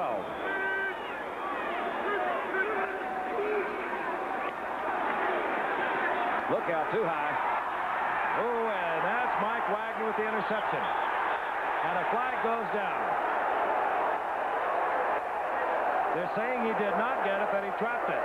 One official had a better view than the other. He said, no, he trapped it. There's also some words going on out there with Francis and that appears Ron Johnson had a slight disagreement. It's incomplete. There is no foul on the play. Pass incomplete. Fourth down. The flag went down to mark where I suppose that Wagner went down. Yeah, he's right. Look at it. It's on the ground. Man. Perfect call. Yeah, that's great. That's why they're down there on the field, isn't it? I'll tell you, they get a lot of criticism, but more times than not, they are right. They are really in a fishbowl in this modern day of football. Replays. Our little guys down there are great technicians, running things back and forth, checking them out. Fourth down, Lynn Swan at his 12-yard line, winning the punt of Eddie Hare, and Eddie Hare got off a beauty. And it bounds into the end zone. The Patriots could not get to it. They were hustling down there, but they could not stop it. So the Steelers will have the ball at their own 20-yard line when we come back. They say I'm rough, they say I'm mean, but that's the toughest Steeler I've ever seen. There's only one Steeler I trust with my girl, and it's none of you guys. Uniroyal presents the Steeler Radio. It's built tough with 2 steel belts, and it's tough to beat when you look at its price. Now I've got 4 tough Steelers that escort me everywhere. The Uniroyal Steeler. You want a tough tire at a price that's fair? You want Uniroyal there. You're too good friend. The key's supposed to be under the steps. I got it. Hey, here's a note. Gentlemen, my country estate is at your disposal. There might even be a little something in the refrigerator regards Hank. Let it be low and brown. Low and brown. When you want the taste of a truly great American beer, tonight, let it be Low and Brow. Here's the Hank. Wherever he is. Low and brown. We have 11:48 remaining in the game, at least potentially. 13-6. The possibilities of an overtime, of course, exist. And that's when Chet Forty really comes alive in those overtime games. Sherman, Texas. Hot doggies. The home of Miller Barber, Sherman, Texas. And Austin College, it says, too. Mr. Rich. Was in a wide tittle also. On 1st and 10. Play action by Bradshaw. All right. Got it out. Stallworth, and Stallworth has the ball. He's out to the 40-yard line. This thing really hadn't moved that rapidly the last half. It's been kind of, but they're only 7 points behind, right? Game has become sluggish and has lagged. I thought YA was from Marshall, Frank. That was that Stallworth that made that catch? 82 is Stallworth. Slipped right in there. We have a new NFL opening season attendance record. 840,436 turned out to watch pro football on this opening weekend. That includes tonight's crowd of 61,000 plus. 1st and 10. The Steelers trailing by 7 at their own 40-yard line. Screen. Oh, and a nice one. Do they have it set up? Benny Cunningham, the tight end screen. And the Steelers have a first down again down at the 44-yard line. Get a little something moving here. Steelers remind me a little bit offensively of a truck. They don't have a lot of fancy grace or finesse. They just all of a sudden they hang in there, and then all of a sudden they pounce on you. Well, when they're all healthy, they do a little more than that. Well, that's when the truck starts downhill. That's when it really picks up speed. Once they get you, though, then they really go for the jugular. Franklin Harris with only 21 yards, 56 yards tonight on 21 attempts.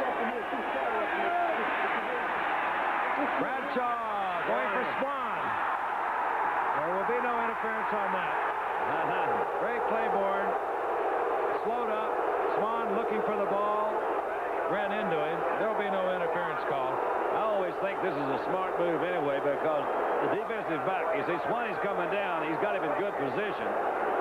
But if I was the defensive back and the offensive guy fell, I would immediately turn around and accuse him of offensive pass interference too. And Swanee is awfully close to it. He says, I can't catch it, so I'm going to grab you by the leg. Well, Claiborne did turn around, pointed the finger, but they were right on top of it. No call. Swanee doesn't listen. He was involved in that imbroglio in the Super Bowl with Benny Barnes. Dallas. Second down, 10. Crowd coming to life. Bradshaw. And he has a bunch of red shirts on him. Oh, boy. There were a lot of them there. Steve Nelson was there, as he has been all night. He has played a super game. Number 57. Tony McGee, number 78, was there. Once again, there was no one to throw to. Looks like Nelson is down a little bit. Making a sack on Jerry Bradshaw. Nelson, let's see where they all came from. Really, they had pretty good protection there for a while. He's got time to throw. Steps up. And bango. Mike Hawkins actually there first. They had a little trouble. He says, wait a minute, son, you just... What in the world was that? Swanee said, you can't do that to me. How many chucks? Got a new disco move. Well, that's not... You can't do that, can you? No. Somebody did something wrong out there. 3rd and 19. Bradshaw hangs it high. And incomplete. Ray Claiborne back there battling. And that was the same Allworth, the same twosome in it that got him going to play before. And Swanee just slung him down. Let's see what happens this time. Swanee's getting a real workout now. Tell you, you will not run away from Ray Claiborne. I'll tell you that. That Swan does go for the ball, doesn't he? He really gets up there. Claiborne out of the University of Texas was electrically timed at 9.4 for the 100. He can move. Craig Colquitt will kick. Deep is Mike Haynes for New England. Oh, that's a beautiful kick by Colquitt. And he puts it out of bounds at the 4-yard line. 49-yard putt out of bounds at the 4. That'll tell you why more and more teams are drafting putters. They're not trying to create them. He was a 3rd-round pick out of the University of Tennessee last year. And he does put the New England Patriots in a lot of trouble. There's the old safety man. We'll be back. Placid is not that far away, either geographically from where we are or chronologically. Innsbruck does not seem that far away either. New England leading 13-6. Greg Colquitt put the ball out at the 4-yard line. They have a 1st and 10 at their own 4. Cunningham given the assignment to get it out of there, and he gets about 3 yards. Steve Furness made a good move inside there, trying to get him deep. Just barely missed him. Look at that graphic, how even the time of possession has been between the two teams thus far in the contest. We're at 9:27 and beginning the countdown. 2nd down, 7. First-year coach, Ron Earhart. Andy Johnson. Ooh. Boy, there are some violent collisions when they turn that corner. Jack Ham hustling over there, number 59. If they don't get a 1st down here, Frank, the Steelers have been charging 10 guys all night anyway on this punt. And although the rookie has punted really well, he's going to have his first shot at one that's really backed up in his own end zone, leading by 7 points. So I would say this one would be a big one they'd like to have. Well, there's a Steeler down out of bounds. It's Ron Johnson, who's off on the side. There he is, number 29, a second-year man out of Eastern Michigan, who really came in and did a great job for the Steelers coming up last year when J.T. Thomas couldn't play. And I'll tell you, J.T. Thomas is not ready to play again. He's the backup man to Ron Johnson. Well, he's been hurt again. He was looking great. Sprained knee. They're hurting in that secondary. As a matter of fact, they have, as you said, an enormous number of injuries. Hurting all of them. Dwayne Woodruff, number 49, has come in for the Steelers. He's one of 5 Steeler rookies. Interesting thing about these Steelers, there's not a player out there that was not signed originally by the Steelers. 39 of them were drafted. 6 of them are free agents.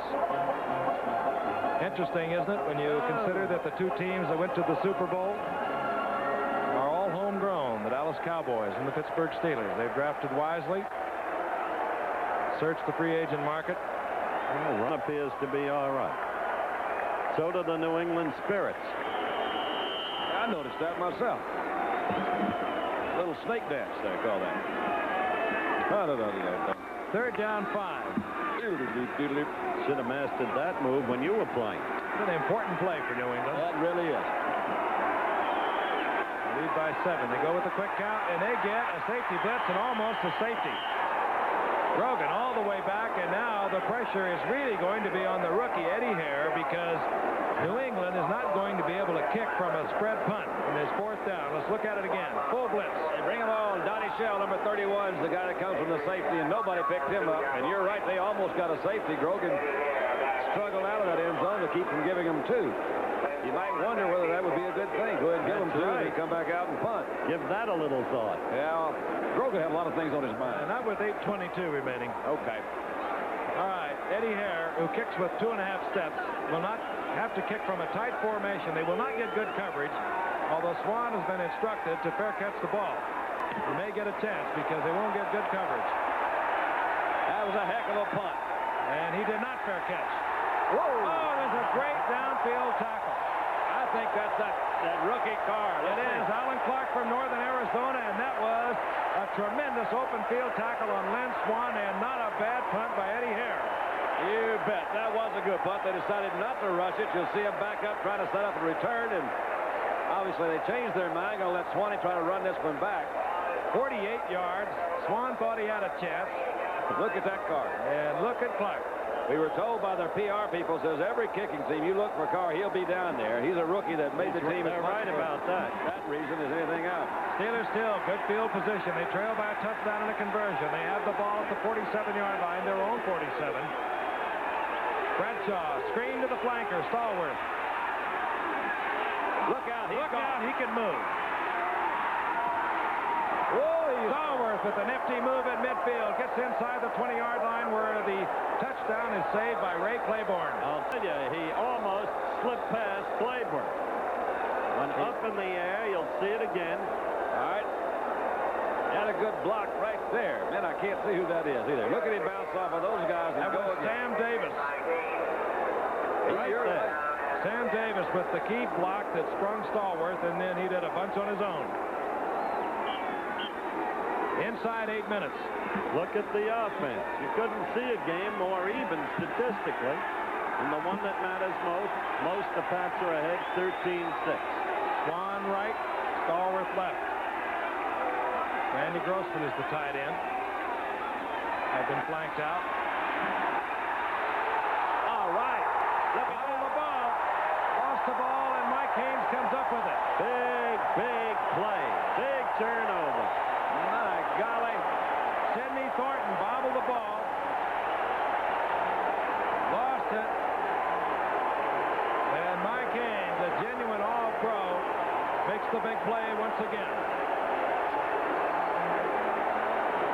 Drake goes up on the lead block. Claiborne's pushed out pretty well there, too. The ball bounces loose. And Haynes, I'm sorry, yeah.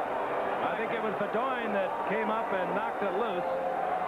But Thornton was carrying it out there rather recklessly, and the handle came loose. Well, they've dodged a couple of silver bullets. That punt got them out of a hole, and now a turnover. Mike Haynes got away. Arizona State, and he has been superb all 4 of his pro years. And here comes Sam Cunningham. Line of scrimmage, and that's about it. Maybe even lost a half a yard. It'll be 2nd down and 9. 2nd down and 11, rather. Everything in this game is even except for the score. We're going to pause 5 seconds quickly and allow our stations along the line to pause 5 seconds quickly. I don't know. Anyway, those are the people that are bringing you the game. 2nd and 11. Grogan, down he goes. It was Gary Dunn who got to him first. He is slow getting up. Beasley was also there. This was not the best series of downs in the world as you look at this play again, to be conservative. Yeah, I like that Gary Dunn. But look at him cut. He made a good release right there in the front. That's Limcatis tried to block him. Just pushed him aside, and he's rushing right on back. Well, Gary Dunn plays with a whole lot of intensity. 6-yard loss. It'll be 3rd and 16. Dunn playing in place of Green, who got hurt in the warm-up before the game. L.C. Greenwood went down a little later on with the knee. The Steelers are hurting in their front 4. Cunningham on the flare. And he maybe gets a couple of yards, 3 yards, and New England's going to have to punt again. There's Mike Haynes. Boy, that kid can fly. The 2 of them, Ames and Claiborne, 2 of the men we found in the administration building before the game visiting with Darrell Stinger. Here's Eddie Hare again under pressure. Good athlete from Tulsa, was drafted by Montreal as a baseball player right out of high school. And Lenny Swan standing back at his 40-yard line. They go for it, and either they got a finger on it or he just lost it off the side of his foot. They've been pressuring him all night, making him hurry, and they're going to mark it at the 34-yard line. I thought somebody got a piece of it, Frank. I think he lost it off the side of his foot. I really do. I think he really? Yeah. I think he just was a hurried drop. Looked like to me off the side of his foot. Who knows? He's a rhythm kicker at 2.5 steps. It won't be long before he gets it down to 2. 1st and 10, the Steelers. Again, they have the ball. Good field position inside the 35-yard line of New England. 4:54 on the clock. Steelers down by 7 points. I get the feeling that really made a lot of difference right there. Bradshaw going for Swan, or rather Stallworth. He has it. Steeler 1st down at the 22-yard line. Hamilton out at the moment, little dizzy, a little bit shaken up. Bradshaw limping more noticeably. You know, just saw a catch by John Stallworth, and just in watching the Steelers, as I have over the past 5 years, he had a lot of nagging injuries for the first 3 or 4 years, and in the last 2 years, he has been superb. And it's not a coincidence that those have been the best 2 years of Lynn Swan's career. He doesn't get that double coverage anymore. On 1st and 10, Bradshaw wide open. I'll be darned. How did he get Sidney Thornton? Well, they have a way of doing it. Rolled out of the backfield. He should have been picked up by a linebacker. They probably totally ignored him because he is not known as a receiver. And he was wide open. He was wide open. My gosh, this thing, I told you, that thing, you can just feel things. I just knew that was going to be it. We're going to be here for a while. We are a conversion away from a tie ball game. Matt Barr. He missed his first attempt tonight. Granted, it was a bad snap.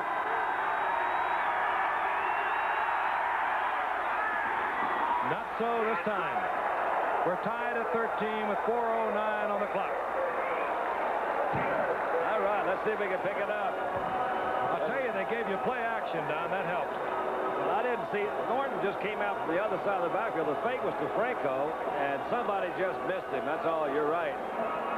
He watched that one in, didn't he? Oh, he looked it over. We'll be back in a moment. Barr to kick off. Alan Clark is deep. Barr kicks it high, again short.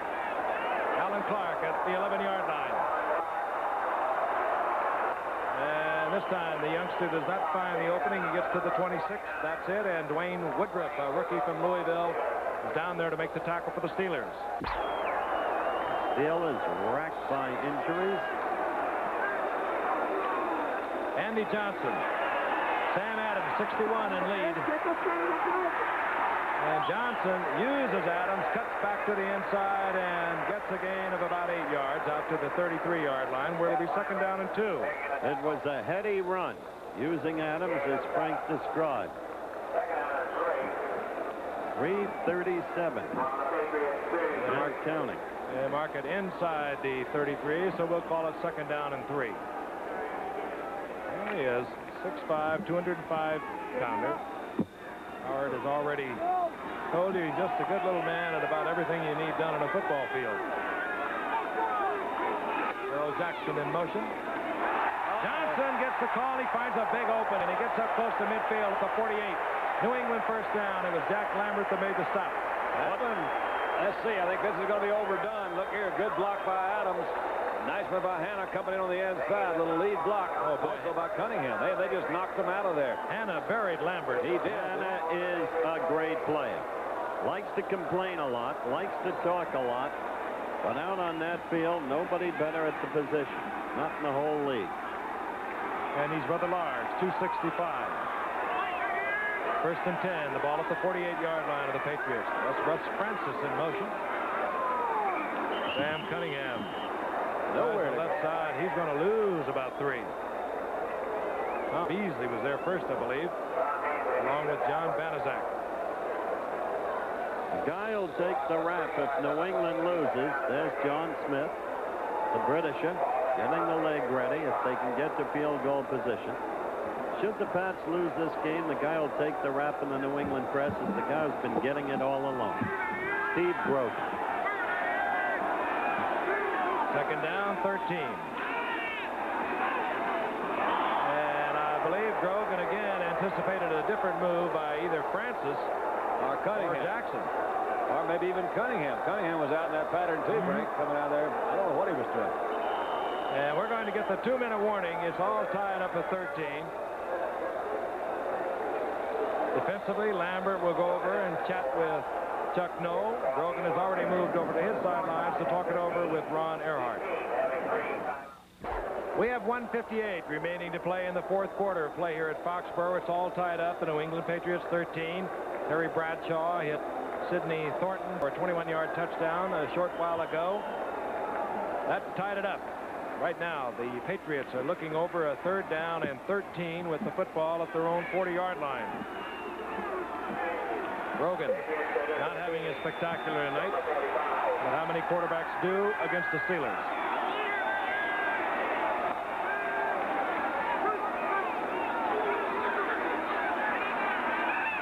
Ball is deflected and up in the air. Man, he got popped. Grogan, who has been on the ground many times tonight, is down there once again. Going into that, he had 4 sacks, minus 36 yards. His net passing yardage on the night, 87. 161 yards for New England rushing. So they didn't get the field goal opportunity. Eddie Hare has punted 7 times. Done a good job and tremendous pressure. Again, the Steelers, both their punt returners, T. Bell and Jim Smith, have been injured. They can't play, so Lynn Swan's back there. You just saw him standing at the 20, and they are rushing 10 men on every punt. He kicked another fluffer. But he gets a fairly good bounce, and it's going to be at the 31-yard line. So the Steelers will take over with 1:42 remaining at their own 31-yard line. And that time, Eddie Hare had a good average going. He kicked 114 a while ago. This one went 24.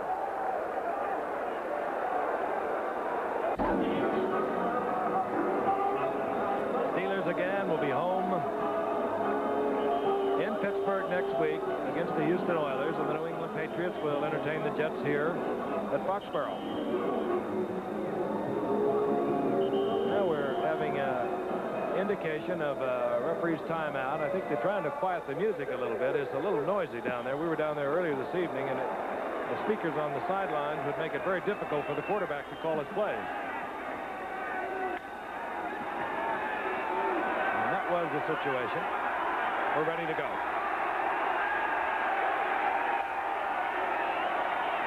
Bradshaw trying to get a screen off to his tight end, Benny Cunningham, and New England wouldn't let him off the line of scrimmage. And the fans are really screaming about that. They say that's the throwaway. Benny Cunningham was trying to get out into the pattern. Well, somebody had a double unlock on him. Bradshaw definitely hobbling all second half, definitely hampered. Has to have affected his efficiency. Yet Pittsburgh hung in there with defense, even with Green out, Greenwood out, Kinney out. Really remarkable under the circumstances. 2nd and 10. All right, Franco Harris nailed for a loss of a couple. That was low.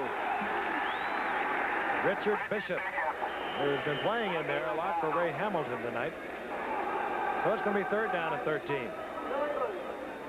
And New England is going to stop the clock. They want to win this thing in regulation if they can.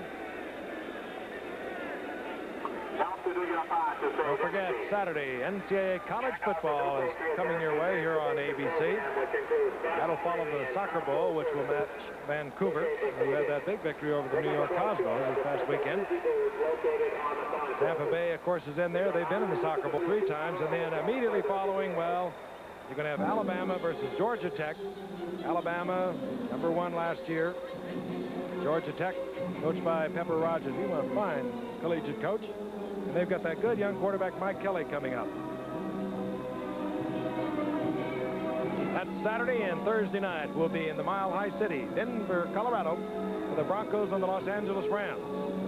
You're high on Mike Kelly, Frank. I'm high on a kid named Ford from Meredith's alma mater, SMU. SMU. Yeah, Mike is. He's going to be a good one, Howard. Or he is already, I guess you would say, right? They got some good horses down there. Mind you, again, the time for our start in Denver will be 8:30 Eastern time. Terry Bradshaw limping back in. We've told you about him leaving in the 2nd quarter for x-rays, coming back out to open the 2nd half, but he's going big sore right now. It's really going to hurt in the morning. 3rd down, 13. New England stopped the clock with 1:24 remaining here in the 4th quarter. Stallworth is open. And Stallworth stepped out of bounds at the 45, and he's got the 1st down. Stops the clock at 1:14.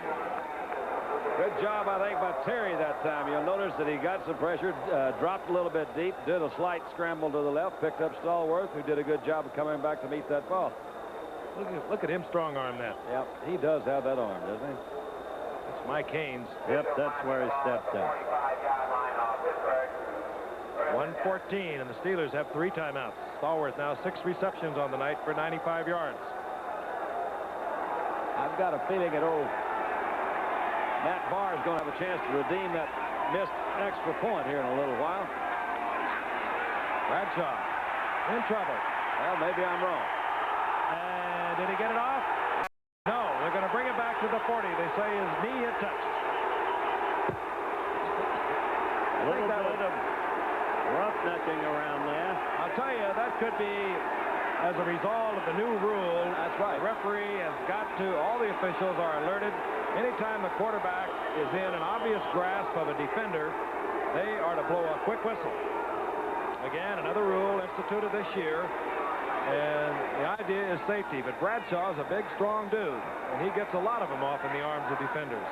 Now, that's when they're going to whistle. You see right now in the back, you're right. Johnny waving his hand, so it was a new rule. Good call, Giff. 2nd down, 15. 3rd sack of the night for New England. This will be the 4th. Back to the 29-yard line. That time it was Rod Choate. Yeah, he he's having some ugly things to say to Terry. Jones got the sack, but it was the middle of that line. Lunsford and Hamilton that caused Bradshaw to get out of the pocket. Look at that.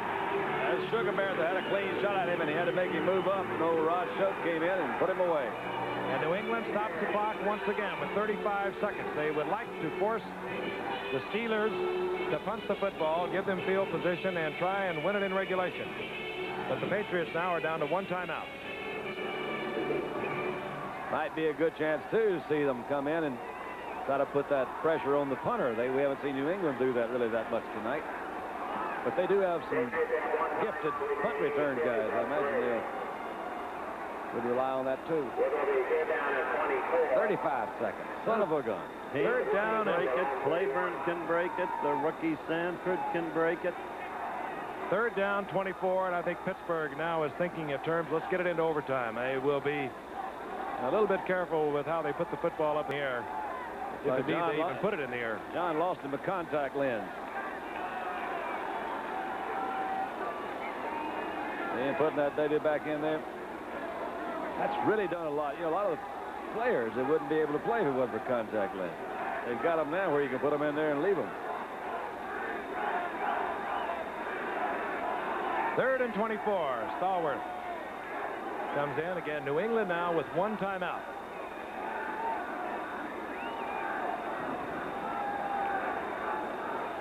Kind of a nice opening for the new coach here, don't you think? I'm not so sure. Well, I mean, at least he's right in here, you know. I mean, they've got a lot of action going. Quickly as they cheer you, they can boo you. If Ron wins the game, he's a temporary hero. If he loses, just as quickly a ghost. Well, a little confusion on the field. Now we're ready to go at third and 24, 35 seconds remaining. Bradshaw will put it in the air. Maybe. Oh, and they're going to get him for throwing it away, I believe. Yeah, I think they are, too. There was a receiver fairly close, but it was an underhanded toss. Tony McGee was breathing down Bradshaw's neck, and they're going to get him for throwing the football away. And I'll tell you, that could help. 27 seconds left. He was trying to spring out to the outside, looked to me all along there. But that was a good move by McGee. That little roll to the outside. Bishop's coming in there. Boy, that McGee, look at those strides McGee's got. Yep. Golly. I don't want that ball. That's a tough penalty because that is also penalty plus loss of down, and that means it'll be fourth down, and Craig Colquitt will be punting from somewhere around the 10-yard line. They put Stanley Morgan back in to receive the punt at the 36-yard line. We did have to speculate that New England's going to go for it. They have one timeout.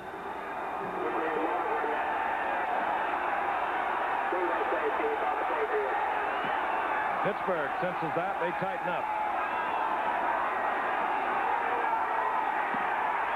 Colquitt gets it off. Morgan calls for the fair catch at the 43. 21 seconds on the clock. New England has one timeout. All right, I like it. Here we go.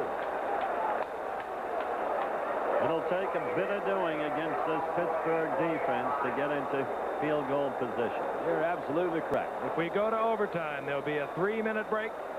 Toss of the coin. We'll be in sudden death. Any word from our director? He's ready.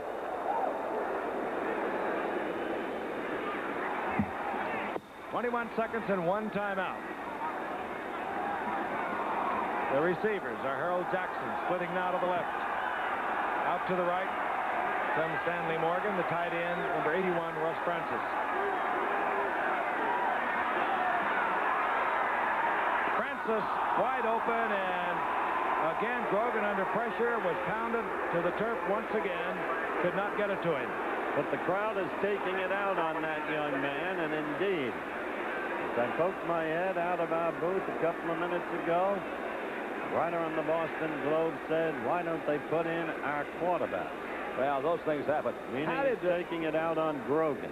Didn't Francis look extremely open to you that last time when he just kind of stand there by himself? Right down the middle. They must be trying to protect those sidelines instead of that middle shot. They got one shot down the middle, 16 seconds to go, 18 to 17, whatever. 2nd and 10. 16 seconds.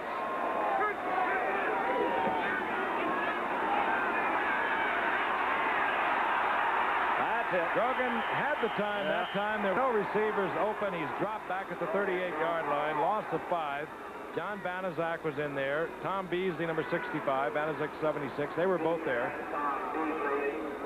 Now you got to consider, well, now do you want to really take the chance because you don't have that much time? Maybe they decide they're going to use it, aren't they? Grogan calls his last timeout.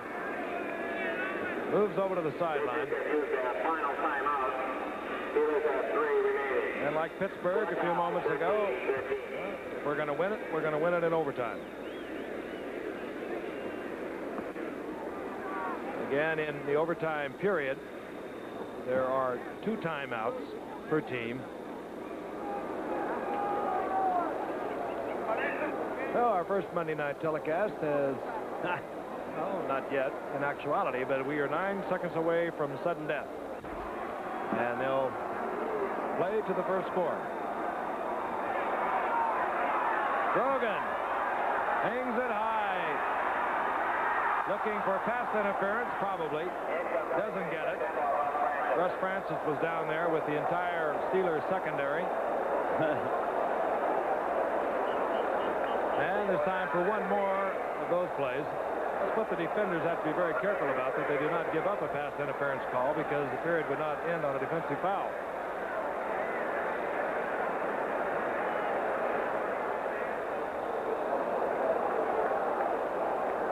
New England, they were 11-5 last year. Steelers 14-2. They lost only to Houston and Los Angeles. Within New England, going into the playoffs, were shocked with the departure of their coach, Chuck Fairbanks. Houston came up and also came on after defeating Miami, and they trounced the Patriots right here.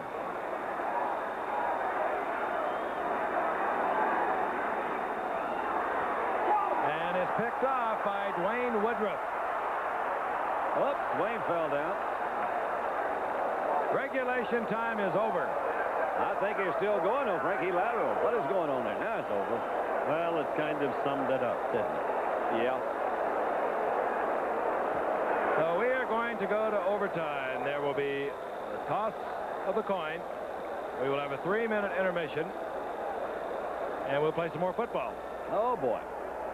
Area game stats. First down, Pittsburgh a slight edge. Rushing, New England the edge. Passing, Pittsburgh a big edge. Frank? We'll be back after this word from our local stations. And the New England Patriots, along with the Steelers, must labor on. Actually, here in the East, it is no longer Labor Day.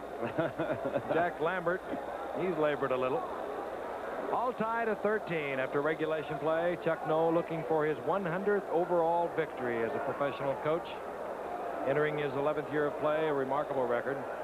It all got tied up this way. Sidney Thornton comes out of the backfield, number 38. New England overlooks him. Well, why shouldn't they? Sidney Thornton has caught 6 passes in 2 years. This was a big one. That tied it up, 21 yards. Bradshaw to Sidney Thornton. Bradshaw playing on a damaged toe. Or the rookie from Penn State added the conversion. And that's where we are. All right, down to it. Let's go down to it. I'll tell you what. Wait a minute. Wasn't Denver, Minnesota our last overtime game? That's right. A year ago. Yeah, that was our last one. Now at the very top of the telecast, Don Meredith in his discussion of whether or not New England had a quarterback problem. Told you that the fans were not happy with him. He's been getting his rips in the newspapers. And if he had not had a decent first half, Don suggested we might see Kavanaugh on in the second half. But you're not going to see a new quarterback now in the overtime. Hey, Grogan is 11 for 31, but he's also has been on his tail about 11 times also. Oh, yeah. He has not had any passing room back there to speak of. He's been lucky to get off as good as he has. Matt Barr kicks it off. Alan Clark, the rookie from Northern Arizona, is deep, but it will not get to him. Taken there instead by Rick Sanford, the #1 draft pick out of South Carolina. And Sanford gets it out to the 27-yard line.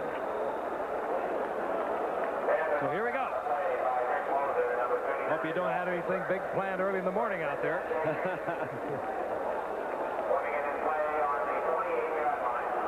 What are your plans, Skip? Well, it's already early morning here. Well, we had 2 overtime games yesterday. Cleveland beating the Jets. Atlanta beating New Orleans. 1st and 10. New England has the ball. They won the toss at their own 27. Andy Johnson, left side. And he runs into John Banaszak on that right side of the Steelers defense after a gain of a yard and a half, giving 2nd down and 8. 2nd and 8. Grogan rolling out. What was that? Well, at least he didn't hit one of the Steelers. But well, I don't know what that. Who was he throwing to? Well, Francis was in the area. Cunningham was semi in the area. I see. In the low 80s at the kickoff time. Sure, it's much cooler now. 3rd and 8. Cunningham is in motion. That first formation tonight. Grogan going for Morgan. And Wagner was there. He'll be booed, but he could not throw it. Good coverage by Wagner. And it'll be 4th down. And Eddie Hare, who has been very active in his first NFL game, the rookie from Tulsa, comes out to do the punting for New England. Lynn Swan positions himself between his 30 and 35-yard line. There's Lynn. Back in '74, he had over a 14-yard average and was the last Steeler to return a punt for a touchdown. That also in '74. Fair catch called for by Swan at the 30.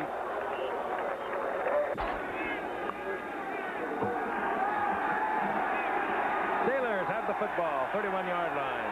Bradshaw puts Swan out to the right. Setbacks remain. Franco Harris and Sidney Thornton. Harris gets the call and finds a little opening, ducks his head, and gets an extra couple of yards out of it. Gain of 4. It'll be 2nd down and 6.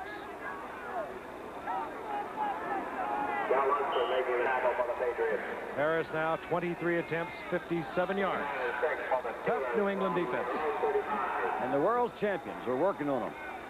I think that means something in these overtime games. I really do. The fact that they've won. 2nd and 6. Swan is right. Stallworth is left.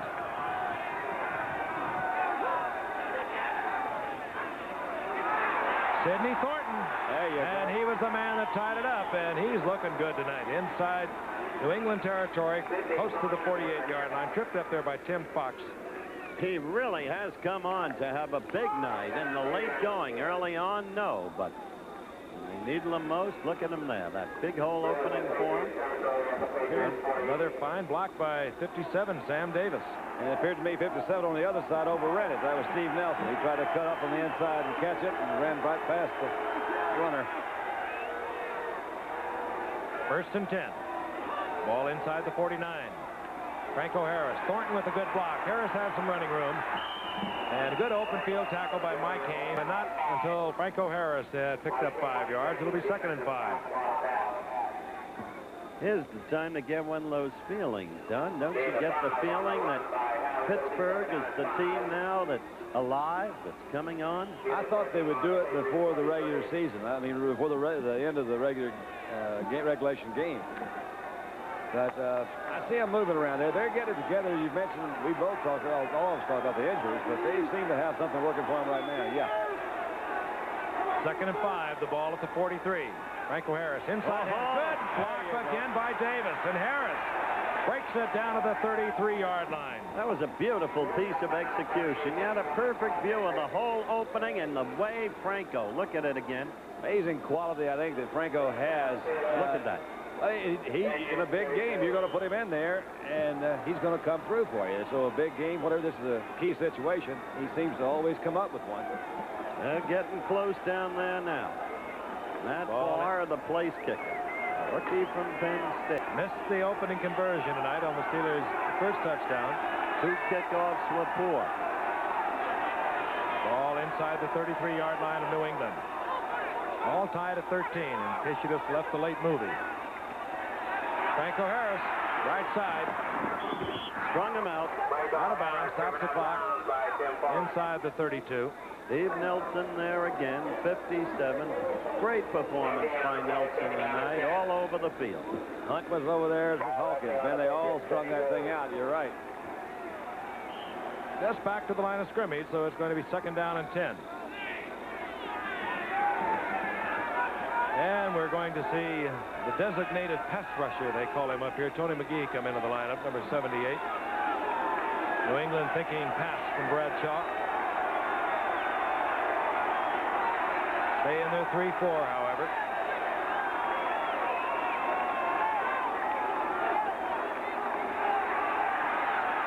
Lots of time. This is Sidney Thornton. Look at this big man. And Thornton short of the first down, close to the 25, where it's going to be 3rd down and a long 3. Just bowled him over. Ooh, he hit Tony McGee a shot. Tony McGee weighs 260 and Thornton goes 230. Now that's going to give you, at least in terms of physics, quite a violent collision. Good protection of that offensive line that time, and he did run over him, didn't he? And a good call. 3rd and 4. I bet you nobody's pulling harder for them to make a first down than Matt Barr. Get it closer. Well, we're going to see a field goal attempt now on 4th down. Thornton short of the first down. Well, and what pressure to put on a youngster in his first pro football game. This is Matt Barr, the 6th-round draft pick from Penn State. Beat out an 8-year veteran of the Steelers, Roy Girella. He's kicked them a lot further than this for the Nittany Lions. If Joe Paterno is watching. 41-yard attempt. And New England calls timeout. They want him to think about it a little longer. Old tactic. Not a bad timeout. Understandable tactic, frequently used. You know, he broke most of his brother's records at Penn State. One of them for most in a season. He kicked 22 field goals a year ago. What was the longest one? Do you have that figure? 48 yards at Penn State. 48. Yep. He missed one earlier here tonight from 43 yards out. He got little foot into the football on his kickoff. On the one he missed. But maybe now, having scored one, going in confidence. Oh, it'll be a 41-yard attempt. For wonderful opportunity, don't you think? The healthy thing to Chuck Noll, I'll tell you. Craig Colquitt is the holder. So I don't think we'll have any gymnastics. The respective coach. By the holder. On air hard there. Mike Webster is snapping the ball. Chuck Noll. Played a little over 5 minutes of overtime. Tied at 13. This could undo it. 61,000 fans are still here, and they're on their feet. Right through the middle. I think he's got it. You betcha. Right through the rookie from Penn State has won the game for the Pittsburgh Steelers. Matt Barr, 41-yard field goal. You saw a quick shot of Ron Earhart. His head dropped as Chuck Noll has won his 100th game as a professional football coach. What a game for that man to have won and for his team to have won. Broken down by injury. So many of them you almost couldn't count them. The game itself became a recital of who was hurt, who was not in there. Yet, compellingly, they held together. As you look at the field goal again, and the young man who missed a point after and kicked so poorly in the early going winds up the hero. That's the way he did it for Joe Paterno. He doesn't care much about pressure. Good placement there by Colquitt. Yep. He got the foot into it there. He knows. Look at that. He says, you did it, you little rascal. Gosh dang. Hot dog. Kickers love kickers. Yeah, they do. They are a special breed. All right. Once again, the final score, Pittsburgh 16, New England 13 in overtime. Be sure to join us this Thursday night, 8:30 Eastern, for a special Thursday night edition of ABC's NFL Monday Night Football. The NFC Western Division champion Los Angeles Rams take on the AFC Western Division champion Denver Broncos. Travel arrangements made through and a promotional fee paid by United Airlines. United is building the largest airline in the world around you. This has been a presentation of ABC Sports, recognized around the world as the leader in sports television.